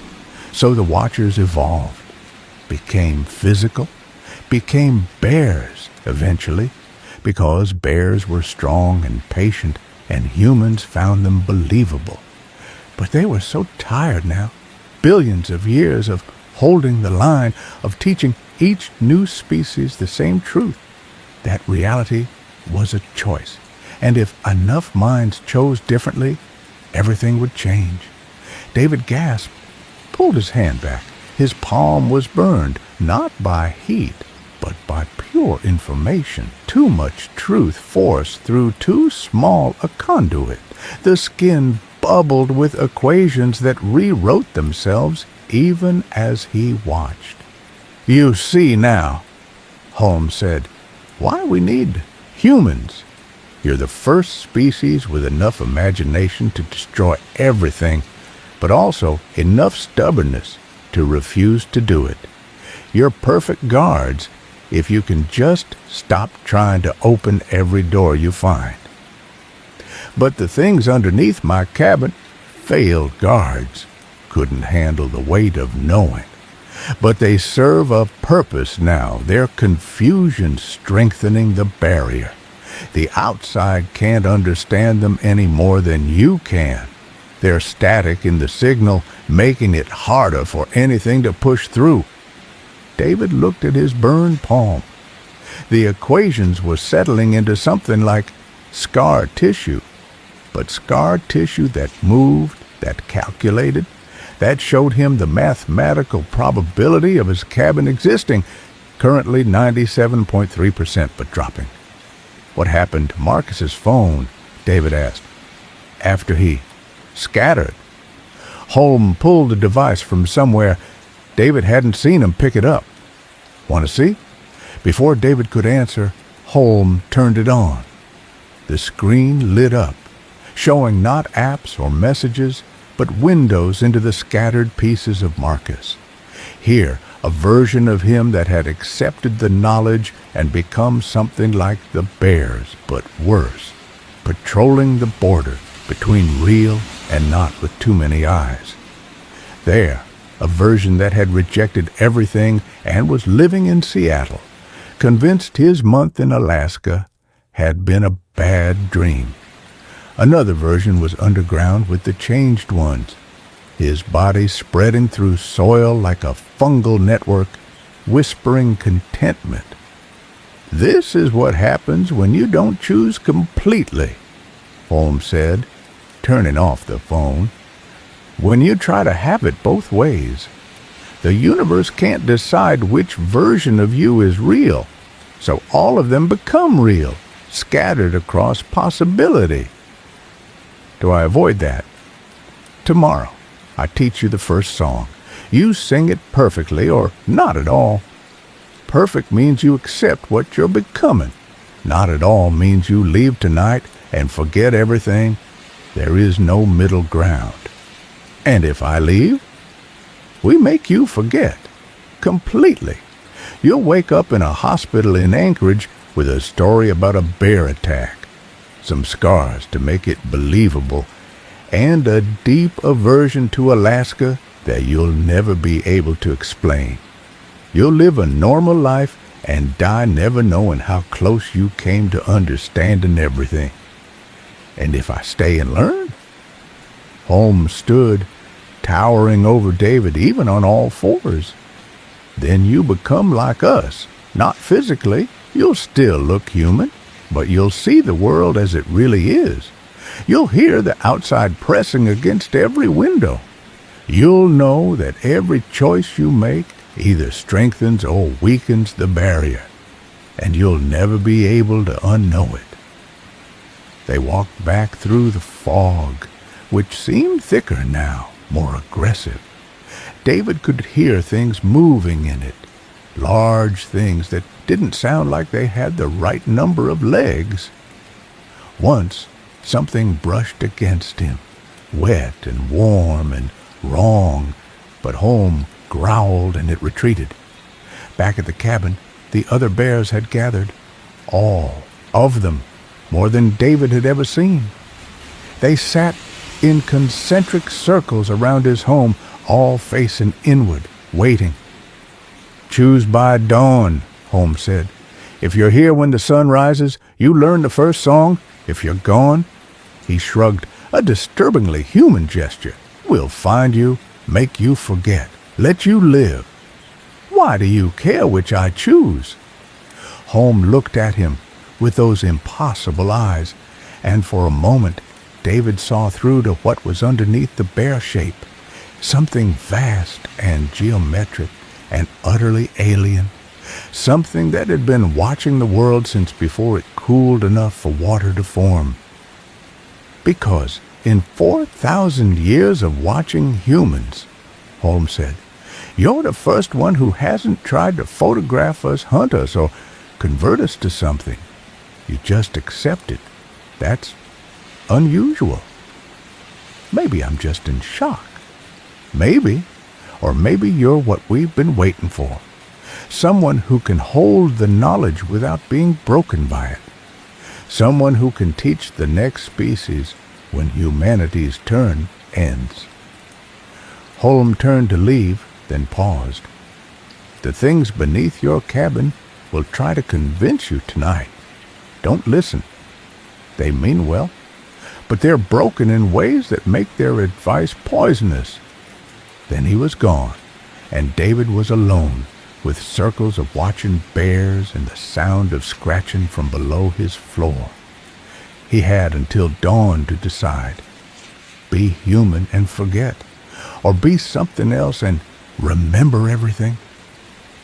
The phone, Marcus's phone, sat on his kitchen table, occasionally lighting up with glimpses of all the different ways a person could shatter when they tried to hold too much truth.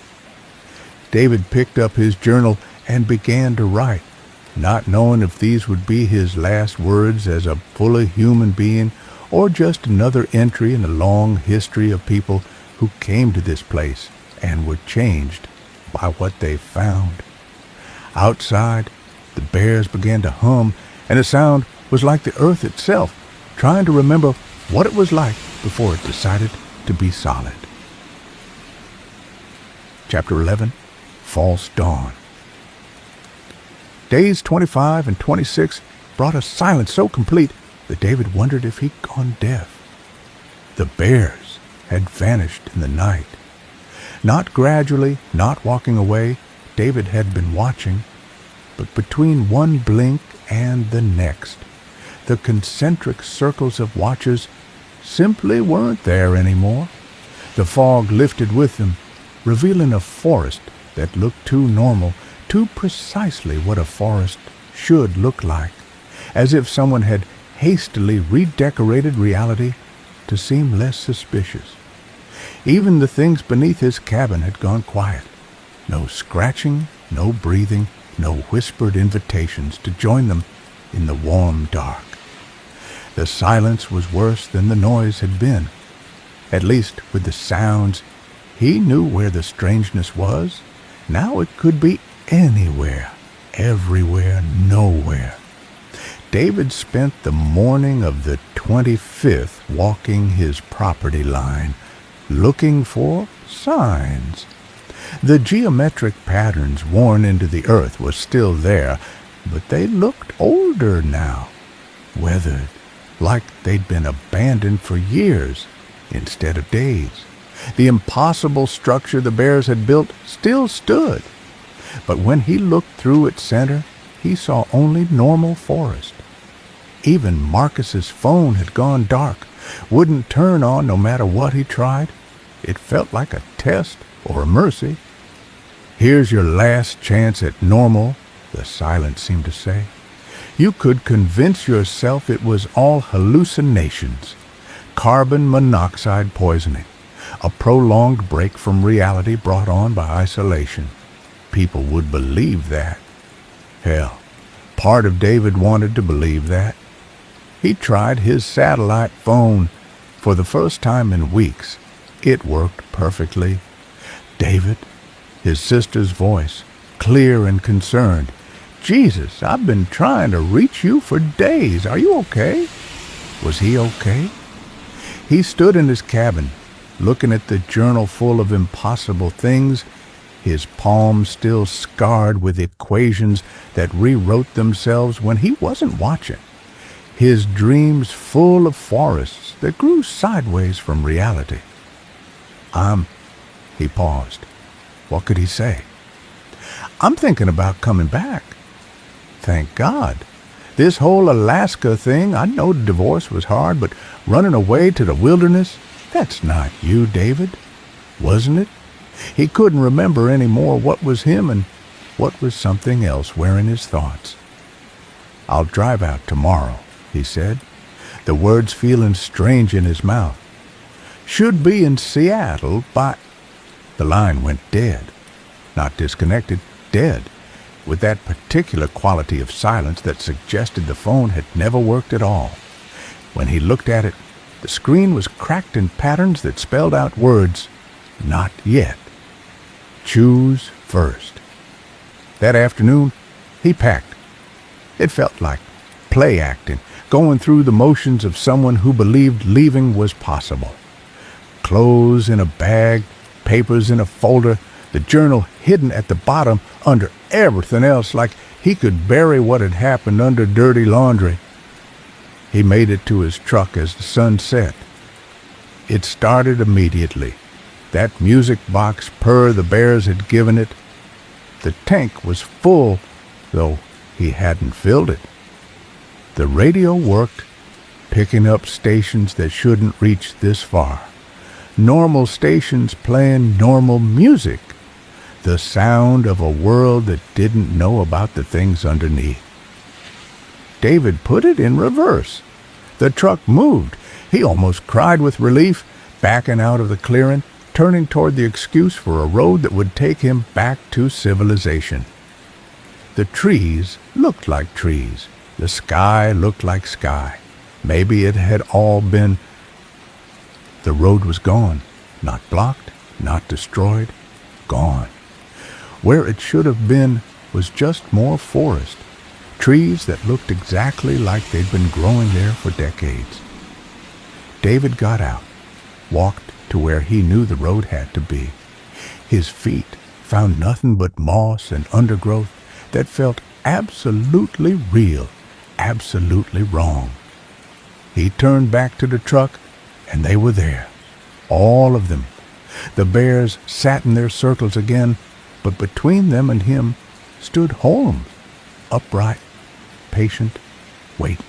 "The sunrise isn't for 2 more days," David said, his voice cracking. You said I had until sunrise." "You do," Holmes replied. "But sunrise where? Sunrise when? Time moves differently when you're this close to the threshold. You've been driving for 3 hours, David. It's almost dawn of day 27. David looked at his watch. It showed 6 p.m. of day 25. His phone showed 3 a.m. of day 26. The truck's clock showed nothing but 88.8, blinking impossibly. That's not fair. Fair is a human concept. The universe doesn't care about fair. It cares about balance. And right now, you're unbalanced. Half in, half out. That's dangerous for everyone. Holmes gestured to the circles of bears. They've been holding you in place for 2 days while you tried to leave. Do you know how much energy that takes? How much attention we're not paying to the actual threshold? As if to emphasize his point, something rippled through the clearing. Not wind, not earthquake, but a wrongness that made David's inner ear scream. For a moment, he saw through to that other place, the copper sky, the 3 suns, the version of himself that had been waiting there for God knows how long, patient and horrible and alone. "It's weakening," Holmes said. "Every moment you delay, every second you refuse to choose, the barrier gets thinner. Marcus took 11 hours to decide, and 3 people in Nova Scotia temporarily grew extra fingers. You've taken 2 days, and somewhere in Japan, a whole village just forgot which direction time moves. I don't understand any of this. You don't have to understand. You just have to choose, learn the songs and help us hold the line, or leave and forget and let us find someone else." Holmes dropped to all fours, his massive form shifting in ways that suggested his bear shape was just a courtesy, something he wore to make David comfortable. But choose now, before something notices the door is ajar. David looked around the clearing. His cabin sat there, looking exactly as it had the day he arrived. But now he could see the subtle wrongness, the way shadows fell in too many directions, the way the smoke from his chimney descended instead of rose, the way his footprints in the snow spelled out messages in languages that had been dead since before the last ice age. "If I stay," David said slowly, "what happens to me? You become a guardian, not like us. We were never human, but like the ones who stayed before and succeeded. You'll look human mostly, live human mostly, but you'll see the truth beneath things. You'll know when reality is sick, when the outside is pressing too hard, and you'll help us sing it back to sleep. And if I leave? Hospital in Anchorage, bear attack story, memory modification so thorough you'll believe it yourself. A normal life, a normal death, never knowing you could have been extraordinary." David thought about his life before, the coding job that had felt like slowly drowning in fluorescent light, the marriage that had ended not in explosion, but in the slow realization that 2 people could share a space and still be utterly alone, the city full of people who never looked up from their phones long enough to see that the sky sometimes had too many colors. Then he thought about the past 27 days, or however long it had actually been. The terror, yes, but also the wonder, the feeling that he was part of something vast and important and impossible, the knowledge that reality was not fixed but fluid, held in place by will and song, and a patient watching of things that remembered when the world was young. "Show me," David said. "Show me what I've become." Holmes nodded, and the other bears stood as one. They began to walk, not their usual patterns, but something new, something that carved symbols in the air itself. The symbols hung there, glowing with colors that shouldn't exist, and slowly resolved into a shape. It was David, but not. This version stood straighter, moved with purpose instead of anxiety. His eyes held depths that suggested he'd seen through to the bottom of things and chosen not to go mad. He wore his human shape like comfortable clothes, but underneath was something more, a framework of understanding that let him perceive reality as it actually was, fragile, temporary, and beautiful because of its impermanence. "You'd live here," Holmes said, "or anywhere along the threshold. There are thousands of such places. You'd look human enough to go to town, buy supplies, maintain the pretense. But you'd always be listening for the songs that keep everything in place. And when you heard them going off-key, you'd help us sing them right." "For how long?" "Until humanity's time ends. Could be tomorrow, could be 1,000,000 years. When the next species rises to consciousness, you'd help teach them, the way the ones before taught us." The vision David turned to look at the real David and smiled. It was a sad smile, full of knowledge that had cost everything to gain. But it was also genuine, the smile of someone who had found their purpose, even if that purpose was standing guard against impossible things until the end of time. "I need to know one thing," David said. "The things under my cabin. What happens to them if I choose?" Holmes' expression, and how David could read expressions on a bear's face was just another impossibility to add to the pile, grew darker. "They stay. They're part of the structure now, whether they meant to be or not. But if you learn the songs properly, you can sing to them, ease their confusion, make their existence less painful.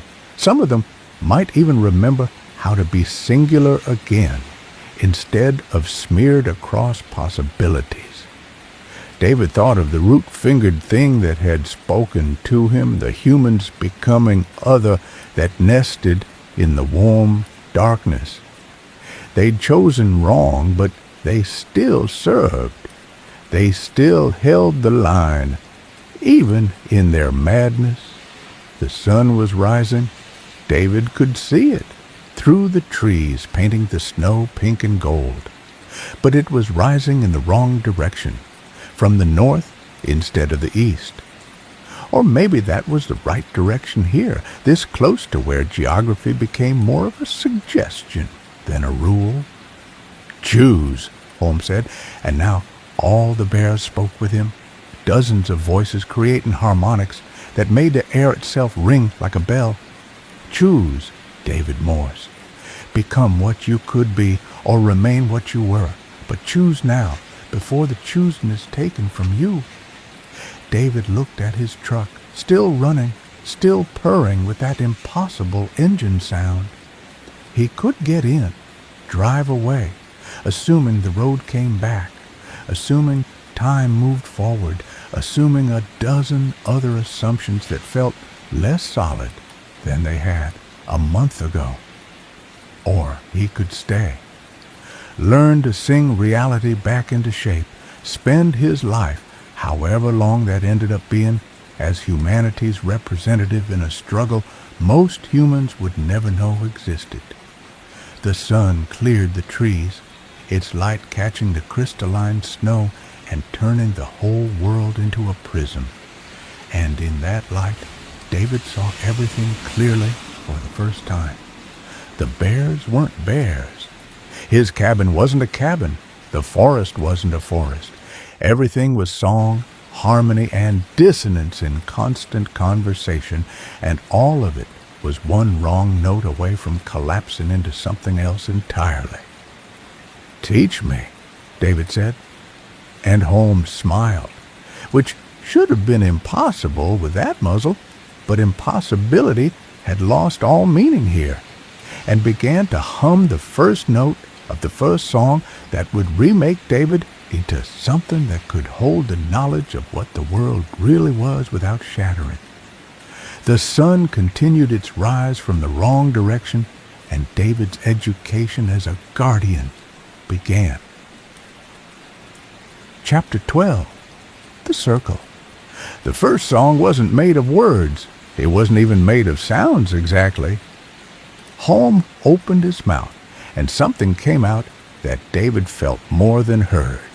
A vibration that started in his bones and worked outward, making his teeth ache and his vision swim. It was the sound of tectonic plates grinding together, slowed down and translated into something almost like music. It was whale song filtered through bedrock. It was the resonance of hollow spaces deep underground where nothing human had ever been. "Now you," Holmes said, and David realized with a start that 3 hours had passed. The sun was overhead now, casting no shadows, making everything look flat and strange like a bad photograph. I don't have the throat for that." "No, you have a different throat. The song changes itself for the singer. Try." David opened his mouth, feeling ridiculous, feeling terrified, feeling like he was about to break something fundamental about himself. What came out surprised him. Not the deep, grinding bass of Holmes' version, but something higher, sharper. If Holmes' song was the earth remembering itself, David's was glass on the edge of shattering, holding its shape through will alone. The other bears leaned forward, listening. One of them, the female with the white chest markings, made an encouraging sound. "Again," Holmes said, "but this time, mean it." "Mean what?" "That you want the world to stay its current shape. That's what the first song is, a declaration of intent. I choose this reality over all other possible realities. I choose solid over liquid, up distinct from down, inside separate from outside. Simple things that aren't simple at all." David tried again. This time, he thought about his cabin being real, about the trees being actual trees, about himself being singular and contained in one body. The sound that came out was different, stronger, more certain. It made the air crystallize briefly around his mouth, tiny ice fractals forming and disappearing in the span of a breath. "Better," Holmes said, "but you're still thinking like a human, asking the universe to be stable. You need to tell it." They practiced until David's throat was raw, until the sun had made its wrong-way journey across the sky and set in the southeast. By evening of day 27, the day from the cold open, David realized with a chill, he could hold the note for 30 seconds without passing out, could feel the way it pushed against the thin places, reinforcing boundaries that something on the other side was constantly testing. That's when they came, all of them. David had thought he'd seen all the bears, but he'd been wrong. They emerged from the forest in numbers that defied the local ecosystem. 40, 50 more. Some looked normal enough, if you didn't notice the extra joints in their legs or the way their eyes reflected light that wasn't there. Others were clearly ancient, their fur gone white, not with age, but with exposure to something that had bleached all color from them. And a few were wrong in ways David's mind simply refused to process, sliding his attention away like oil on water. They formed the circle from his vision, his memory, standing upright in perfect formation around his cabin. In the dying light, they looked like monuments, like standing stones that happened to be covered in fur and equipped with teeth. "This is it," Holmes said quietly. "Night 27. The night the barrier is thinnest. Every lunar month it gets weak, Usually we can hold it alone, but with you here, undecided for so long, and Marcus before you, and all the others." He shook his massive head. "It's been getting harder. We need help." "What do I do?" "Sing with us, all night. If we can make it to dawn, the cycle resets. The barrier strengthens. We have another month to teach you properly." Holmes looked at him with those impossible eyes. "But if we fail, if even one of us stops singing or sings wrong, things will start to bleed through." The bears began their formation, and David recognized it now. It was the same pattern from the bone pit, the same geometry that species after species had used. To hold the line, they stood, they swayed, they began to hum. But tonight was different. David could see why they needed help. The air itself was sick. Reality ran like watercolors in rain wherever the bears weren't actively reinforcing it. Through the gaps, David glimpsed that other place, not just the copper sky and wrong suns, but the things that lived there, entities of pure concept that had no business existing in a world with physics. Creatures that were inside out from every direction at once, and behind it all, pressing against the barrier like a vast hand against glass, something that might have been the opposite of God. Not evil, just fundamentally opposed to existence as anything separate from itself. "Sing," Holmes commanded, and David did. His voice joined the chorus, that glass-edged note weaving between the deeper tones of the bears, and suddenly he understood why his song was different. The bears were the foundation, the bedrock, the thing that said, "This is real." But his human voice was the argument for why it should stay real. Bears simply were. Humans insisted on being. Time moved strangely. Sometimes David felt like they'd been singing for minutes, sometimes for years. His throat shouldn't have been able to sustain it, but the song itself seemed to maintain him, feeding energy back into his body even as it poured out of his mouth. At what his watch claimed was 11 p.m., but felt like the 100th hour of night, something pushed back. One of the bears, an ancient white one, suddenly stopped singing. Its eyes went wide, showing too much white, and it began to speak in a voice that wasn't its own. "Let us in, little guardians. We've been waiting so long. This separation is unnatural. Everything should be one thing, experiencing all possibilities at once. Your rigid boundaries are a prison. Let us free you." The other bears shifted their song, covering for their fallen companion, but David could feel the strain. The barrier bulged inward like a soap bubble pressed by a finger. Through it, he could see shapes gathering, things attracted by the weakness, hungry for a way through. "David," Holmes said without stopping his own song, somehow speaking and singing simultaneously. "The second verse. Remember what I taught you about insistence." David changed his note, moving from declaration to demand. "This is the shape of the world. This is the only shape. All other shapes are lies." It felt like lying to himself. He'd seen those other shapes, knew they were just as real, but that was the point. Reality wasn't about truth. It was about consensus. And right now, the consensus needed to be that inside and outside stayed separate. Another bear fell, then another. Each time they spoke with voices from the other side, promises and threats and truths too large for language.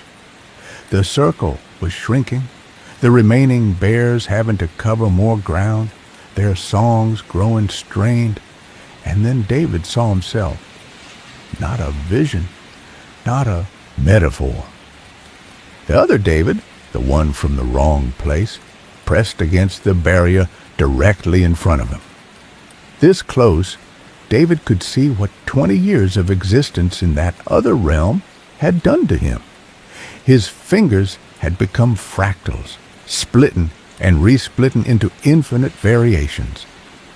His spine had developed extra dimensions, curving through spaces that shouldn't exist.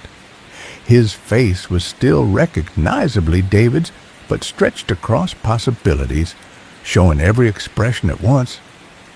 "You could be like me," the other David said, his voice coming through despite the singing. "No more choosing, no more uncertainty. Be everything at once. Experience all possibilities simultaneously. It's beautiful here. Terrifying, yes, but beautiful. The kind of beauty that breaks you and rebuilds you as something that can appreciate true infinity." David's song wavered. For a moment, just a moment, he wanted it. Wanted to stop being singular. Wanted to spread across possibility like light through a prism. Wanted to experience everything and nothing, all at once. The barrier cracked. Not metaphorically. An actual crack appeared in the air, spreading like breaking glass, and through it came something.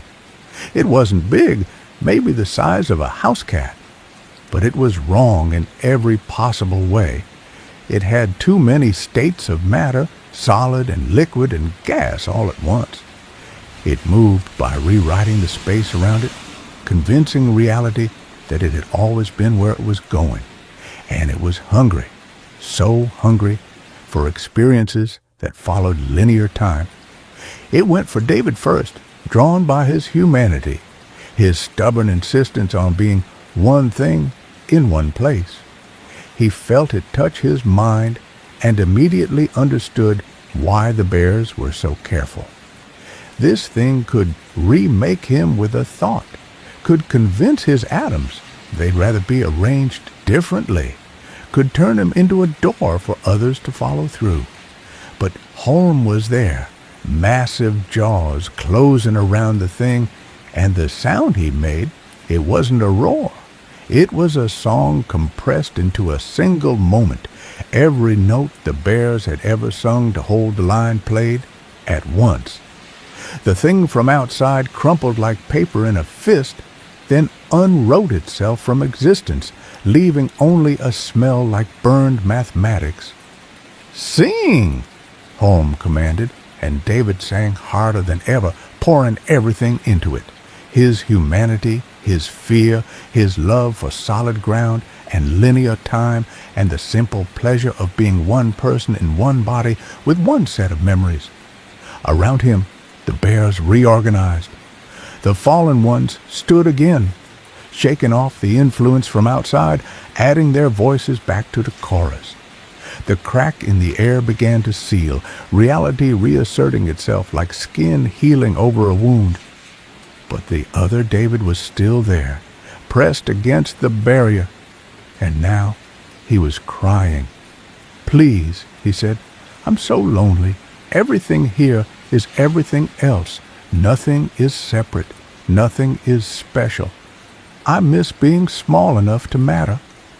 David looked at him, really looked, saw past the fractals and impossible anatomy to the core that was still, somehow, human, still afraid, still alone, still wanting connection, even after 20 years of being connected to everything. "Can we save him?" David asked Holm. "No, he chose to go through. There's no coming back from that." Holm's voice was sad. "But you can give him something." "What?" "A memory of being singular. It won't save him, but it might comfort him." David didn't know how to do that, but the song seemed to. He changed his note again, not declaring or demanding, but offering. "Here," he sang. "Remember what it was like. One body, one mind, one moment following another in order." The other, David pressed closer to the barrier, and for a second their eyes met properly. The fractal David smiled, all his possible smiles at once, but somehow genuinely grateful. "Thank you," he said, and then pulled back, disappearing into the copper sky place where direction was optional and identity was a fluid concept. They sang through the rest of the night. 3 more times things tried to break through. 3 more times the bears and David held them back. By the time the sun rose from the east, this time properly oriented, David's voice was gone, his throat feeling like he'd swallowed glass. But they'd done it. The barrier was solid again, reality properly separated from unreality. The circle of bears slowly lowered themselves back to all fours, exhausted but victorious. "Well," Holmes said, his own voice rough, "you didn't run, you didn't break, you didn't try to go through." He looked at David with something like approval. "You might actually survive learning the rest." David tried to respond, but could only croak. The female bear with white markings approached, carrying something in her mouth, a thermos that she must have taken from his cabin. Tea, still warm, with honey. David didn't question how she'd made it. After the night he'd had, a tea-making bear was barely worth noting. As he drank, feeling his throat slowly unknot, he noticed something. His shadow was wrong, not missing or twisted, just more complex. Like he was casting a shadows in more than 3 dimensions, even if only 3 were visible. "That's permanent," Holmes said, noticing his gaze. "Sign of a guardian. You're partially unstuck from regular space-time now. Not enough to matter, usually, but enough to see things others can't. Enough to feel when reality gets sick." "How many songs are there?" 42, that matter. Hundreds of variations. You'll learn them all, eventually. But the first is the most important. The declaration that things should be things, that inside should stay inside, that the center should hold. Holmes stretched, joints popping with sounds like small explosions. "You did well, but this was easy. Next month they'll try harder. They know there's a new guardian now. They'll test you." David wanted to laugh. If that had been easy, he wasn't sure he wanted to know what hard looked like. But also, part of him did. The part that had sung reality back into shape, that had looked at his other self and chosen to remain singular, that had felt the vast pressure of the outside and said no. He was changing, he realized, not into something inhuman, but into something more human than most humans ever got to be. Someone who knew exactly what he was and chose to keep being it, even knowing all the other things he could be. "What happens now?"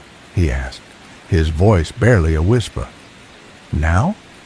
Holmes looked at the rising sun, then at the other bears already disappearing back into the forest. "Now you rest.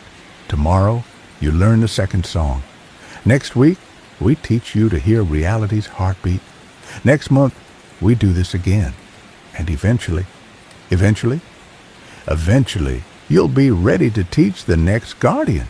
Because, David," Holmes' eyes were ancient and sad and proud all at once, "we're not immortal. We're just very good at passing the torch before we burn out, and someday you'll need to pass it too." David nodded, understanding. He was part of something now, not just the watching, but the continuity of watching, a chain of guardians stretching back to the beginning and forward to whatever end might come. He walked back to his cabin, every muscle aching, his throat raw, his shadow too complex for the ground it fell on. But for the first time since arriving in Alaska, he felt like he was home. Chapter 13. The Longest Night. Night 28 should have been a relief. They'd held the line, reset the cycle, bought another month of stability. David had even managed to sleep for 3 hours that afternoon, though his dreams were full of fractal fingers and voices that spoke in mathematical proofs. But when darkness fell, something was different. The bears came, but not in their usual formations. They scattered around his property randomly, some upright, some on all fours, all facing different directions like they were watching for something. Holm paced the clearing, his massive form tense with anticipation. "What's wrong?" David asked, his voice still rough from the previous night singing. "They're learning," Holmes said. "The things outside. They watched you last night, saw how a human voice changes the equation. Now, they're going to try something new." As if on cue, David heard his own voice coming from the forest. Not similar to his voice, his exact voice saying words he'd never said. "Hello? Is someone there? I'm lost. My car broke down. Please, I need help." Then from another direction, the same voice, but different words. "Sarah, is that you? I'm sorry about the divorce. I came to Alaska to find you. Please, let's talk." And another. "Mom? Dad? The accident wasn't my fault. I've been trying to come home for so long." "They're using me," David whispered. "No," Holmes corrected. "They're using every possible version of you. All the Davids that could have been, all the words you might have said in different timelines. They think if they can confuse you about which David is real, you'll stop being able to hold a single note." More voices joined the chorus. David at different ages, as a child, crying for parents who weren't there, as an old man begging for medicine, as someone he'd never been, speaking languages he didn't know but somehow understood. How do I fight this? You don't fight. You choose. Every second, every breath. Choose to be this David here, now. Not the David who took a different job, not the David who stayed married, not the David who never came to Alaska, this one. The bears began a different formation, not a circle, but a spiral, walking paths that crossed and recrossed, weaving something complex in the dirt. As they walked, they hummed, but each bear hummed a different note, creating a discord that somehow made David's multiple voices easier to distinguish from his real thoughts. But then the lights went out, not just in his cabin. David could see through the window that the LED displays on his electronics were dark. The stars above vanished. The moon disappeared. Even the faint aurora that had been dancing on the horizon winked out. The darkness was absolute, the kind that made you question whether your eyes were open. "Don't move!" Holmes' voice came from somewhere to his left or right. Without visual reference, direction became meaningless. "They're trying to make you forget where you are. If you can't remember your position, you can't hold your position." David stood perfectly still, but he could feel himself starting to drift. Not physically, his feet were planted on solid ground, but something essential about him was becoming untethered. Without sight to anchor him, without sound except for the chorus of his own voices, he began to forget which David he was supposed to be. Was he the David standing outside his cabin in Alaska? Or the David still in Seattle having a nightmare about bears? Or the David who'd never been born because his parents never met? All the possibilities felt equally real, equally valid. Then something touched his hand. It was warm, furry, careful. One of the bears, the female with white markings he recognized her scent, had placed her paw in his hand. She squeezed gently, a startlingly human gesture, and began to hum. Not the complex harmonies from before, but a simple note, clear and true. David hummed with her, matching her pitch. And suddenly, he knew exactly where he was. He was the David holding a bear's paw in the darkness outside a cabin that shouldn't exist, humming a note that kept reality from dissolving. The lights came back all at once, but wrong. The stars were in different positions. The moon was full when it should have been waning. His cabin lights were on, but the light they cast was purple-green, the color of deep ocean where sunlight never reaches. "Second phase," Holmes said, and David saw he was bleeding. Something black and viscous from a wound that went through his shoulder in too many dimensions. "They're not trying to break through anymore. They're trying to pull you through." David felt it then, a tugging sensation like hooks in his consciousness, trying to drag him toward that other place. The other voices got louder, more insistent. "Come home, David. This is the wrong timeline. You were never supposed to be here. Your real life is waiting. This is just a dream you're having while dying in that car accident. Wake up, David. The experiment is over. You can come out of the simulation now." Each voice came with memories that felt real. The car accident he'd never had, the experiment he'd never volunteered for, the timeline where he'd made different choices.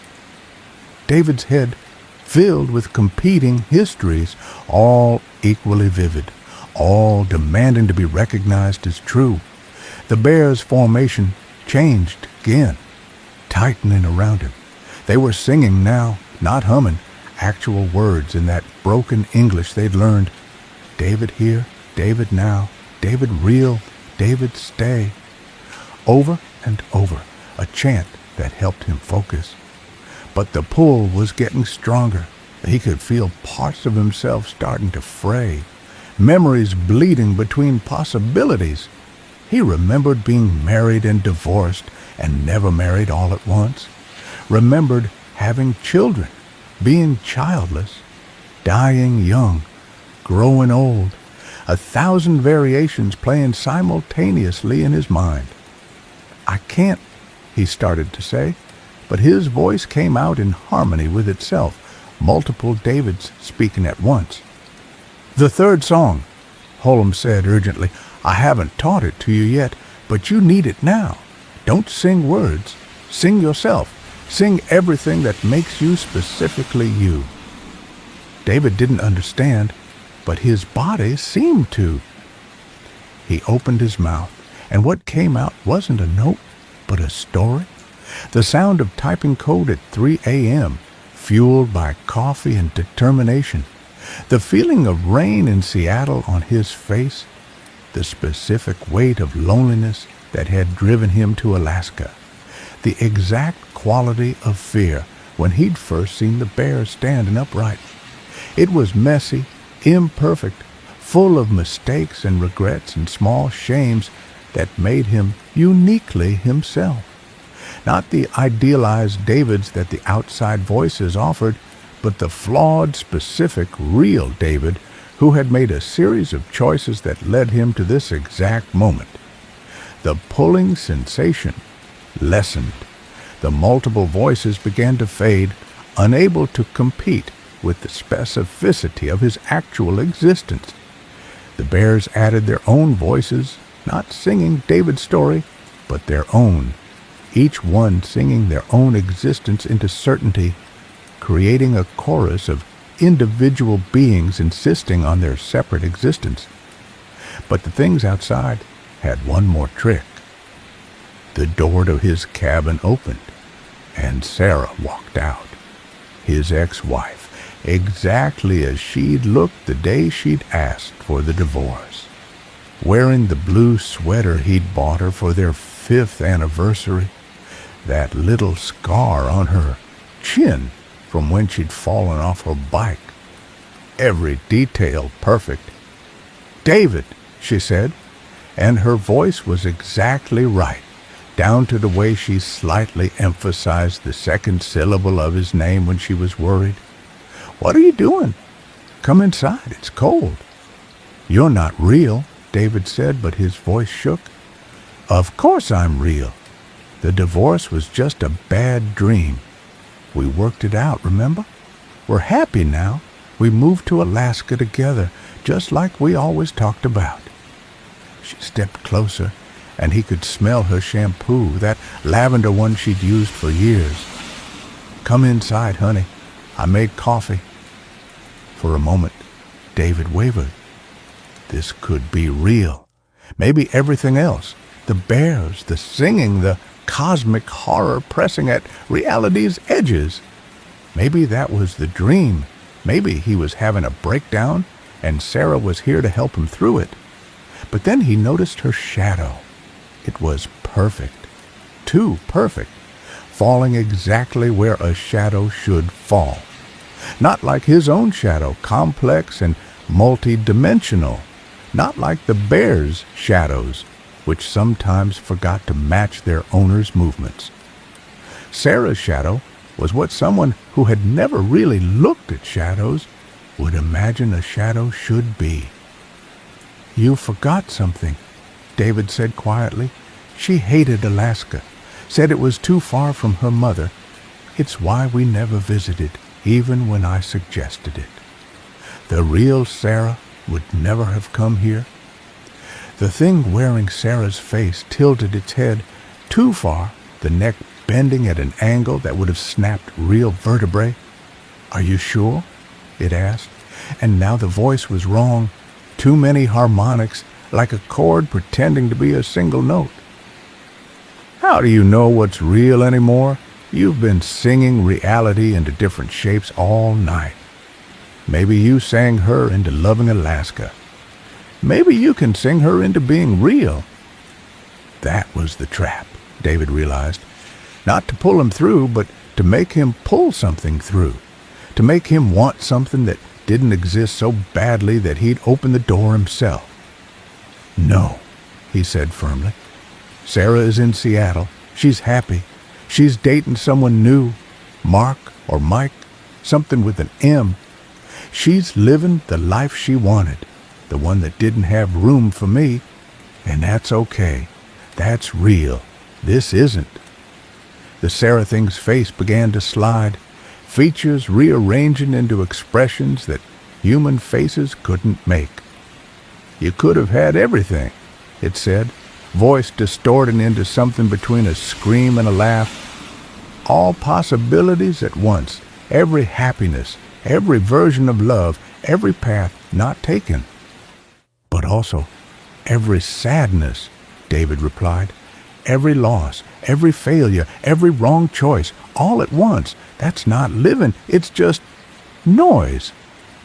The thing collapsed in on itself, folding through dimensions David couldn't perceive, leaving only a smell like burning photographs and a wet spot on the ground that reflected too many skies.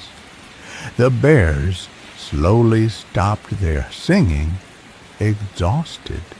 Several of them were bleeding that black substance, wounds from fighting things David hadn't even seen. Holm limped over, his massive form somehow diminished. "You did well," he said, "better than most on their second night. You didn't let them give you what you wanted most." How did they know about Sarah? They can see all your possible pasts, all your might-have-beens. They know what you regret, what you miss, what you wish had happened differently. That's their strongest weapon, not fear, but desire. Holmes sat heavily, and David noticed one of his legs wasn't quite touching the ground, like it existed a few inches to the left of where it appeared to be. "Next time will be worse. They'll offer you things you don't even know you want yet." How many more nights like this? Every night, in small ways. But the big attempts, the ones like tonight, maybe a dozen more before they accept you as a guardian. Then it gets easier. They'll test new guardians, but leave you mostly alone. Holm looked at him with those ancient eyes.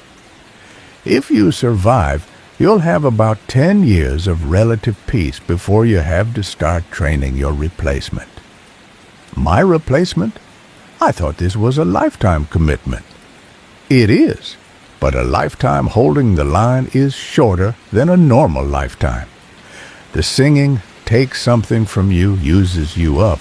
Most guardians last 15, 20 years if they're strong. Then He paused, searching for words. They become something else, not the things under your cabin. They chose wrong. But something that exists between states, helping from a different angle. David wanted to ask more, but exhaustion hit him like a wave. He'd been awake for how long? Time had become negotiable, but his body still kept score. Holm helped him to his cabin, the bear's massive form surprisingly gentle. Inside, everything looked normal, except for one thing. On his table was a cup of coffee, still steaming, a note beside it in handwriting he didn't recognize. From all the Davids who chose differently, we're proud of the one who chose to stay. David looked at Holm, who shrugged. Sometimes they send gifts instead of attacks. Don't drink it, though. Coffee from other timelines tends to have effects. David poured it out, watching the liquid spiral down the drain in patterns that reminded him of galaxies being born. Then he collapsed into bed, not bothering to undress, and fell into dreams where he was every version of himself at once, all of them singing in harmony to keep the world from dissolving into infinite possibility. When he woke, it would be day 29, and Holm would teach him the fourth song, the one about accepting loss without letting it become a door for things that fed on regret. But for now, he slept, and his shadow cast itself in all directions at once. A guardian, even in unconsciousness, holding the line between what is and what could be. Chapter 14, Understanding. Day 30 broke wrong. David knew it before he even opened his eyes.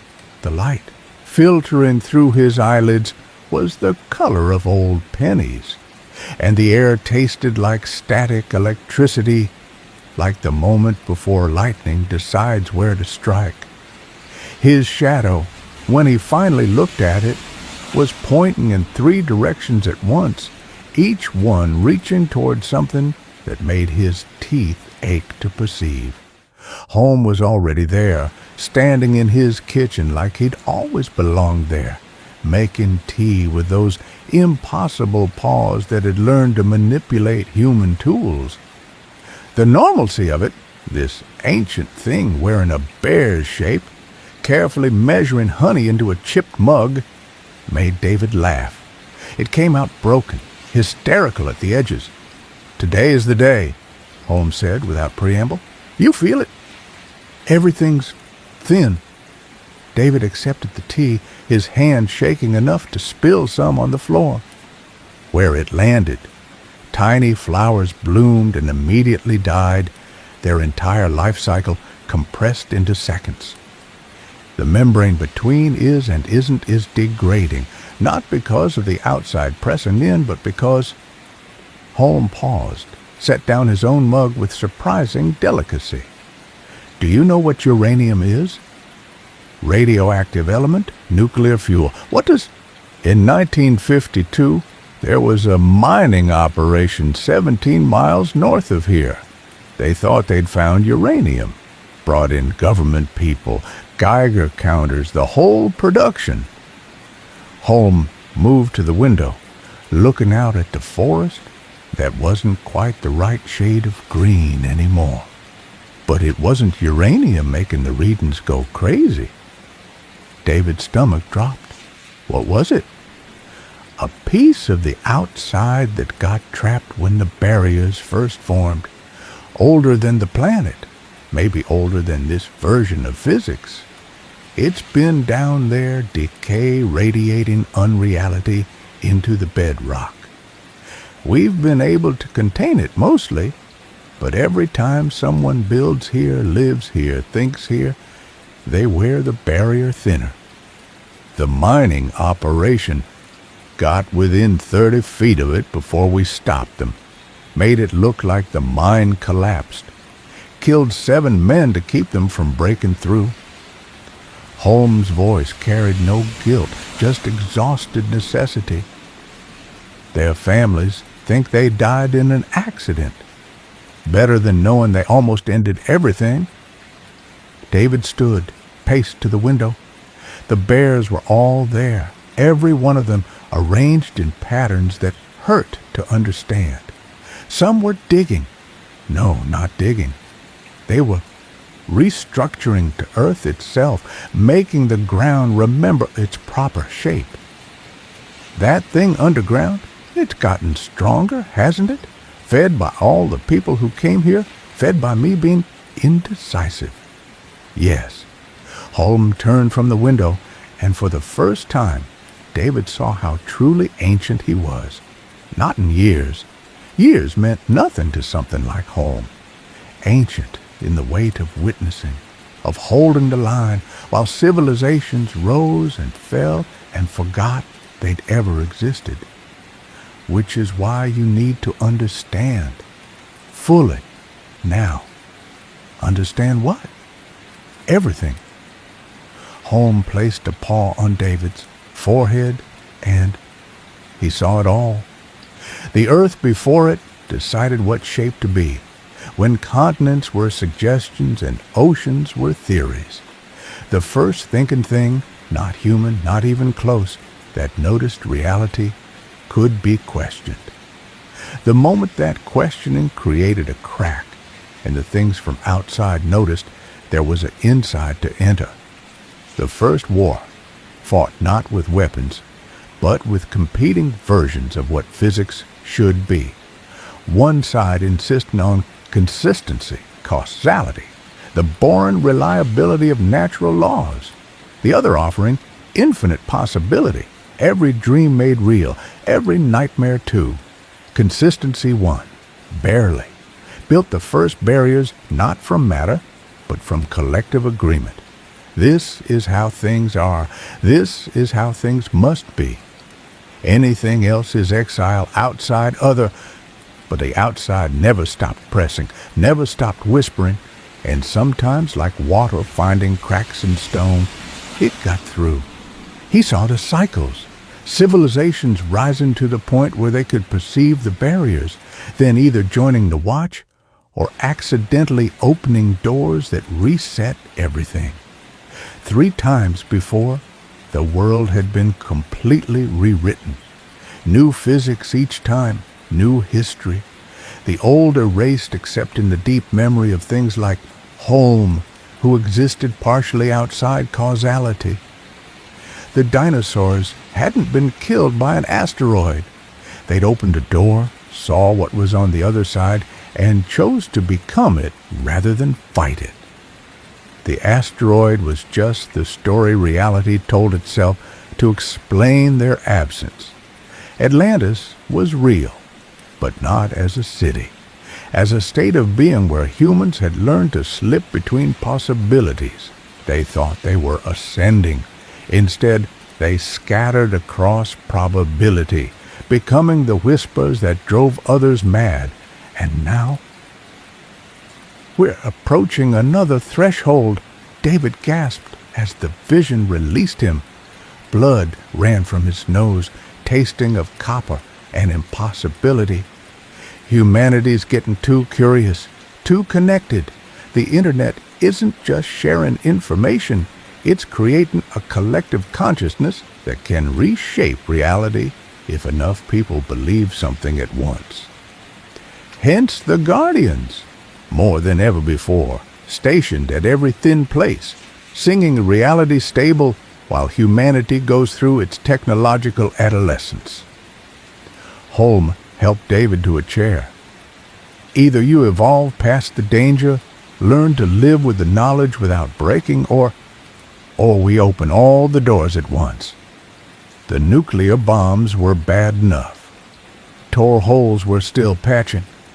But your Large Hadron Collider, your quantum computers, your AI that's learning to think in ways humans never have.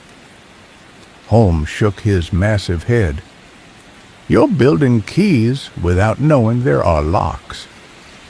David wiped the blood from his face, each drop containing tiny worlds that existed for nanoseconds before collapsing. So what's underground? That piece of outside? Want to see it? Every instinct screamed no, but David nodded. He'd come this far. Might as well stare into the abyss that had been staring at him for 30 days. Holm led him outside, then did something that made reality hiccup. One moment they were standing in the clearing, the next they were underground but not, existing in a space between spaces where the earth was transparent and David could see its secret architecture. There it was. Not large, maybe the size of a basketball, but it existed in more dimensions than the three David could perceive, so his brain kept trying to process it differently. Sometimes it looked like a sphere of absolute darkness, sometimes like a sun made of negative light, sometimes like a hole in the shape of a scream. Around it, in concentric circles going down for miles, were the bones, not just from the pit he'd seen, but millions of them. Every guardian that had ever stood watch, their remains arranged in patterns that formed a cage of collective will. This is not, this cannot be, this must not become. It's beautiful, David said, then immediately wanted to vomit. It wasn't beautiful. It was the opposite of beauty. But his brain, unable to process what it was seeing, substituted the nearest concept it could find. It's a seed, Holm corrected, planted in reality, and reality becomes something else. The things outside sent millions of them, billions maybe, hoping some would take root. This is the only one we've found that we couldn't destroy, so we contain it instead. The people under my cabin provide additional containment. Their confusion, their fractured existence, makes it harder for the seed to understand our reality enough to change it. Holmes' voice was sad. They chose wrong, but even in their wrongness, they serve. As David watched, the seed pulsed, not with light, but with unlight, with the absence of existence itself. And in that pulse, he felt it thinking, not thoughts like humans have, but pure intent. The desire to make everything nothing, then make nothing everything, then repeat until the concept of difference became meaningless. It knows I'm here, David whispered. It knows every guardian. You're what stands between it and sprouting. If even one of you fails, stops singing, chooses wrong, Holm gestured at the bone cage, all of this fails. And then the seed pulsed again, and David saw what would happen. Reality wouldn't end. It would become infinite, every possibility happening at once, every human experiencing every possible life simultaneously, every moment containing all moments, every choice making all choices, the ultimate freedom that was indistinguishable from the ultimate prison. I understand now, David said, and he did. The terrible clarity of it filled him like water fills a drowning lung. We're not protecting humanity from monsters. We're protecting causality itself. The simple, boring, beautiful idea that one thing leads to another in order. Yes. They returned to the surface, to the normal world that suddenly seemed impossibly precious in its normalcy. The sun was setting. Had a whole day passed? painting the sky in colors that were exactly what they should be, no more, no less. "So what's my choice?" David asked. "You said I had to choose." Holmes looked at him with those ancient eyes. "You've already chosen. 30 days ago, when you didn't run. 20 days ago, when you didn't go mad. 10 days ago, when you started singing. Tonight, when you saw the truth and didn't try to unsee it." He placed a massive paw on David's shoulder. "The only question is whether you accept what you've chosen." David looked at his cabin, that impossible structure built on the thinnest point between is and isn't. Looked at the bears, patient guardians who'd given up their true forms to hold a shape humans could comprehend. Looked at his own shadow, complex and multi-directional, already marking him as something between states. "I accept," he said. The words were simple, but they rewrote him at a fundamental level. He felt the knowledge settle into his bones, not the overwhelming flood of information from before, but a deep, quiet understanding. He knew now when reality was sick, could feel the seed pulsing below, could sense the outside pressing in, could hear the songs that needed to be sung to keep everything in its proper place. "There's one more thing," Holmes said. "The hardest part." "What?" "You can never tell anyone, not fully. You can hint, leave journals that sound like madness, write stories that seem like fiction. But if you ever make someone truly believe, if you ever provide proof that can't be dismissed." Holmes' expression was grim. "The knowledge itself becomes a door. Too many minds understanding at once creates consensus, and consensus can reshape reality." David thought of all the people who'd come before. Whitmore, selling insurance in Seattle. Marcus, scattered across possibilities. The unnamed others who'd chosen variations of right and wrong, all of them carrying world-ending knowledge they could never share. "That's the loneliest part," David said. "Yes, but look." Holmes gestured to the other bears. "You're not alone. We're all here, all singing the same songs for the same reason. Different species, different eras, but the same purpose, the same choice to keep choosing order over chaos, one moment at a time." That night, as the aurora danced in colors that shouldn't exist but did, David sang with them, not the desperate, frightened singing of before, but something deeper. Acceptance transformed into sound, understanding made audible. The seed pulsed below, testing, always testing. The things outside pressed and whispered and promised. The membrane between is and isn't stretched thin as spider silk. But David sang, and the bears sang, and the bones of 1,000,000,000 years of guardians hummed in harmony, and the world continued to make sense for another day. He finally understood. They weren't preventing the apocalypse. They were preventing all the apocalypses, every moment, forever, with nothing but will and song and the stubborn insistence that things should be things, that inside was different from outside, that time should move in one direction. It was impossible. It was necessary. It was what he'd chosen. And in his cabin that night, writing in his journal with hands that existed in 3 dimensions but cast shadows in 7, David smiled. It was a sad smile, full of terrible knowledge, but it was also genuine. He was home. Dartaka. Epilogue. New management. 47 days after David Morse disappeared into the Alaskan wilderness.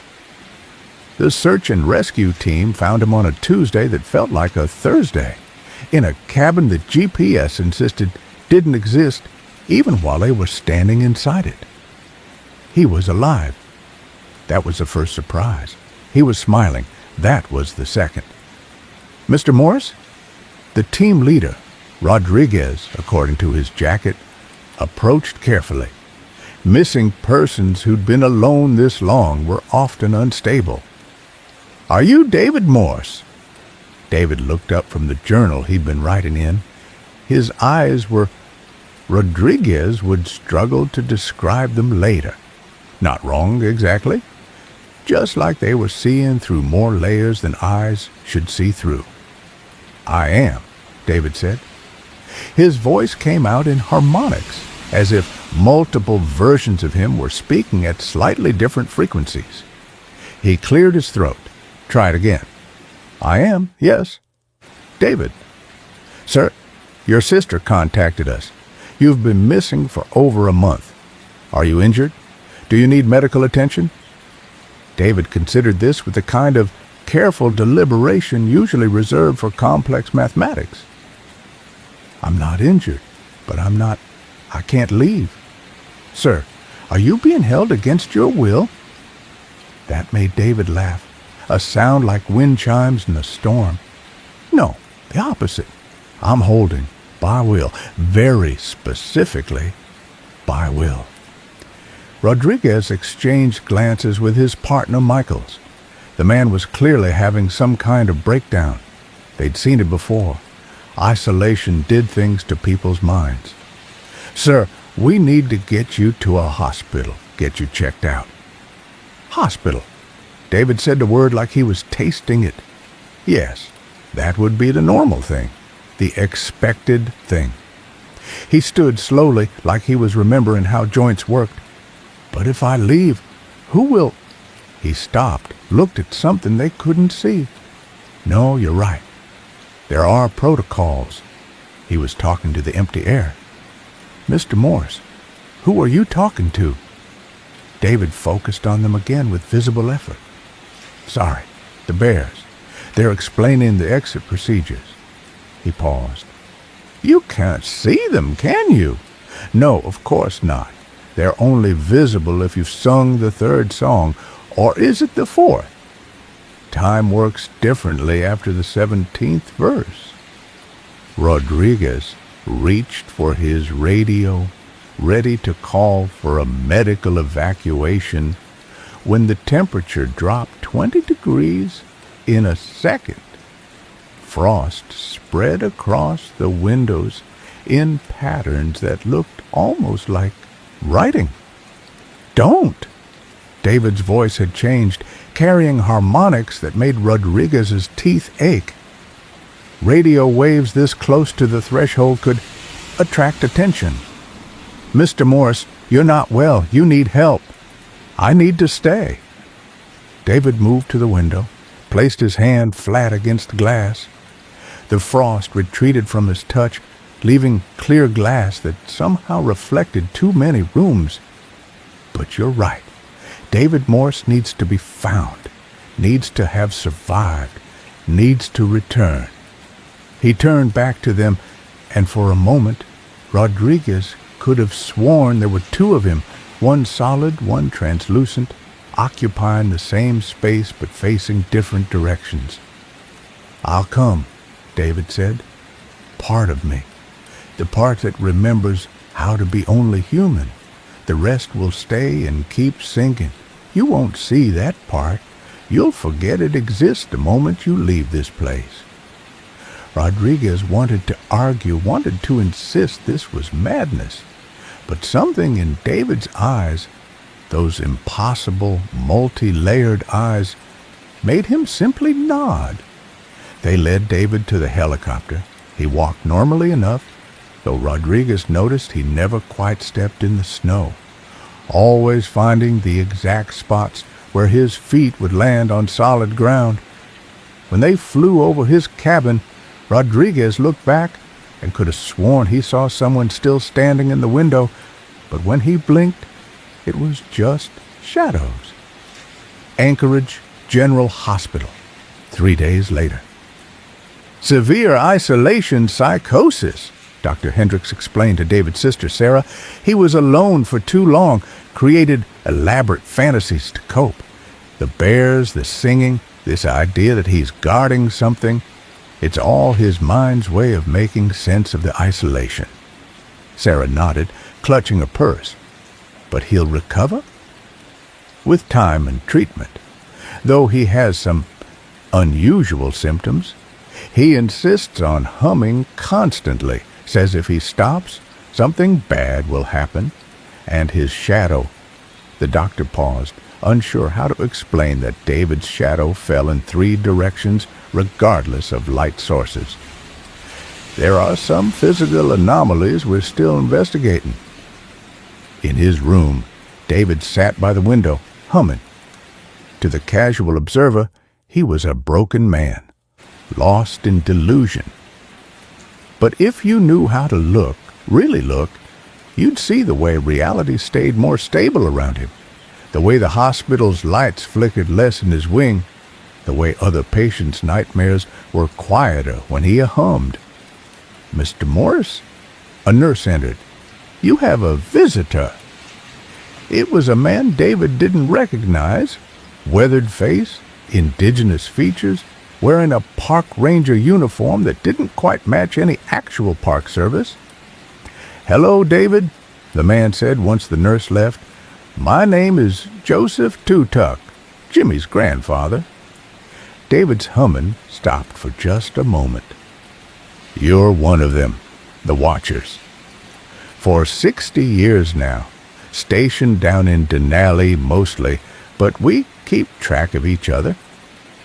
Joseph sat in the visitor's chair, his shadow also fallen wrong. "You did? Well, better than most. But you can't stay here. They need someone at the cabin. Already handled. We have a rotation now. 3 guardians working shifts, more sustainable than one person bearing it all." Joseph smiled sadly. "We learned that from losing too many to the weight. So, I can leave. Really leave. You can leave Alaska, but you'll never really leave the watching. You'll feel it when reality gets thin, wherever you are. You'll hum without thinking about it, sing in your dreams. And sometimes," Joseph stood, walked to the window, "sometimes you'll need to come back. When the big pushes happen, when all hands are needed." How do I explain it? To my sister, to everyone? You don't. You tell them you had a breakdown. You go to therapy. You take whatever medications they give you that don't actually stop the humming. You rebuild something that looks like a normal life. Joseph turned back to him. "But you keep a go bag ready. When the call comes, and it will come, you drop everything and return. No questions, no hesitation." David nodded. He understood. He was part of it now, the network of watchers scattered across the world, living seemingly normal lives while holding reality together with will and song.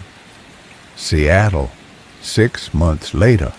David worked at a small IT company, fixing computers and maintaining servers. His co-workers thought he was odd but harmless, always humming, occasionally staring at shadows that weren't there, sometimes predicting system failures before they happened. He lived in a studio apartment with no decorations except for a single photograph of an Alaskan landscape. He dated occasionally, but never seriously. How could he explain that he'd left part of himself in a cabin that didn't officially exist, singing to keep the world from unraveling? But at night, when the city slept and reality got soft around the edges, David would stand at his window and sing. Properly sing, not just hum. And if you knew how to listen, you could hear others singing too. In Portland, in San Francisco, in Vancouver, a chorus of guardians, each maintaining their small section of the barrier. Sometimes his phone would ring at 3 a.m. No one would speak, but he'd hear that distinctive humming, Holmes' voice, transmitted through impossible means, a check-in, a reminder, a promise that the cabin was still stood, the watch was still maintained. Once, he saw Marcus on the street, all of him all at once, fractured across probability, but somehow cohesive. They looked at each other for a long moment, David singular and stable, Marcus everything and nothing. Marcus smiled with all his possible mouths and whispered, "You chose better." Then he was gone, scattered back across possibilities, leaving only the smell of copper and snow. 2 years later, October 31st. The call came as David was preparing for a Halloween party he had no intention of actually attending. It wasn't words, just a song through the phone. The EL emergency harmony, the one that meant all guardians were needed. Reality wasn't just thin, it was breaking. David didn't pack, didn't leave a note, didn't explain to anyone. He simply walked out of his apartment, drove to the airport, and bought a ticket to Anchorage with cash he'd kept hidden for this exact moment. On the plane, he could feel them, other guardians converging from around the world. The businessman in first class whose shadow writhed, the child in economy whose humming made the plane fly smoother than it should, the flight attendant who moved through dimensions normal people couldn't see, adjusting things that kept the plane real. Landing in Anchorage, David found a truck waiting. His truck, the one the Bears had modified, running that impossible music box purr. Joseph Tutuk sat in the passenger seat. "How bad?" David asked. "Someone built a quantum computer directly on top of a threshold in Switzerland. Punched through 7 layers of reality before we could stop it. The things coming through..." Joseph's face was grim. "They're not trying to replace our physics anymore. They're trying to prove physics is optional." David drove through the night, other vehicles joining them, a convoy of the impossible, heading to places that maps insisted didn't exist. As they got closer to his old cabin, he could feel it, the wrongness in the air, the way math had started to become more suggestion than law. The cabin clearing was full of guardians, hundreds of them from every era, every species that had ever held the watch. Some looked human, some looked like bears, some looked like things David's eyes couldn't quite process. Geometries that had held the line before Earth decided what shapes were allowed. And there, in the center, stood home. "David," he said, his voice carrying harmonics that went back to the birth of sound itself. "Welcome home. Home, not the cabin, not Alaska, not even Earth. Home was the watching, the singing, the eternal choice to keep choosing order over chaos." "What do you need me to do?" "Sing. Like you've never sung before. We're going to reset the entire barrier, rebuild it from first principles. It will take everything we have. Some of us won't survive it. But if we succeed," Holmes' ancient eyes held hope, "we might buy humanity another 1,000 years to figure out how to live with the knowledge without breaking." David took his position in the formation, a pattern that incorporated mathematics from 17 different evolutionary branches, geometry that existed in 11 dimensions, and the simple, stubborn human insistence that things should make sense. They began to sing, not in harmony. That would come later. First, each guardian sang their own note, their own truth, their own reason for keeping the inside inside and the outside outside. The cacophony should have been unbearable, but instead it was like hearing every reason to exist played at once. Then, slowly, they began to synchronize. Different species finding common ground, different eras agreeing on what time meant. different philosophies acknowledging that despite their disagreements, they all preferred existence to its alternative. David sang his part, the human verse, full of doubt and fear and the desperate need for things to mean something. It wove between the bear's deep certainty and the older guardian's geometric precision.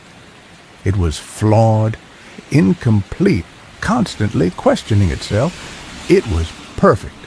The barrier rebuilt itself, not as a wall, but as a song that reality hummed to itself to remember what it was. And in that song, David finally understood the last truth. They weren't preventing the end of the world. They were teaching the world how to not end itself. Present day, somewhere in Alaska. If you drive far enough north, past where the GPS gives up and the roads become suggestions, you might find a cabin that shouldn't exist. Sometimes there's smoke from the chimney. Sometimes there's someone standing in the window. Might be David, might be another guardian, might be something that used to be human and chose to become more. Don't approach. Don't investigate. Don't even remember you saw it. Just listen to the humming that comes from the forest, the song that keeps everything in its proper place. Add your own hum if you want. Every voice helps, even if you don't know what you're singing for. And if you ever meet someone whose shadow falls in too many directions, who hums constantly under their breath, who stares at nothing with eyes that have seen too much, buy them a coffee.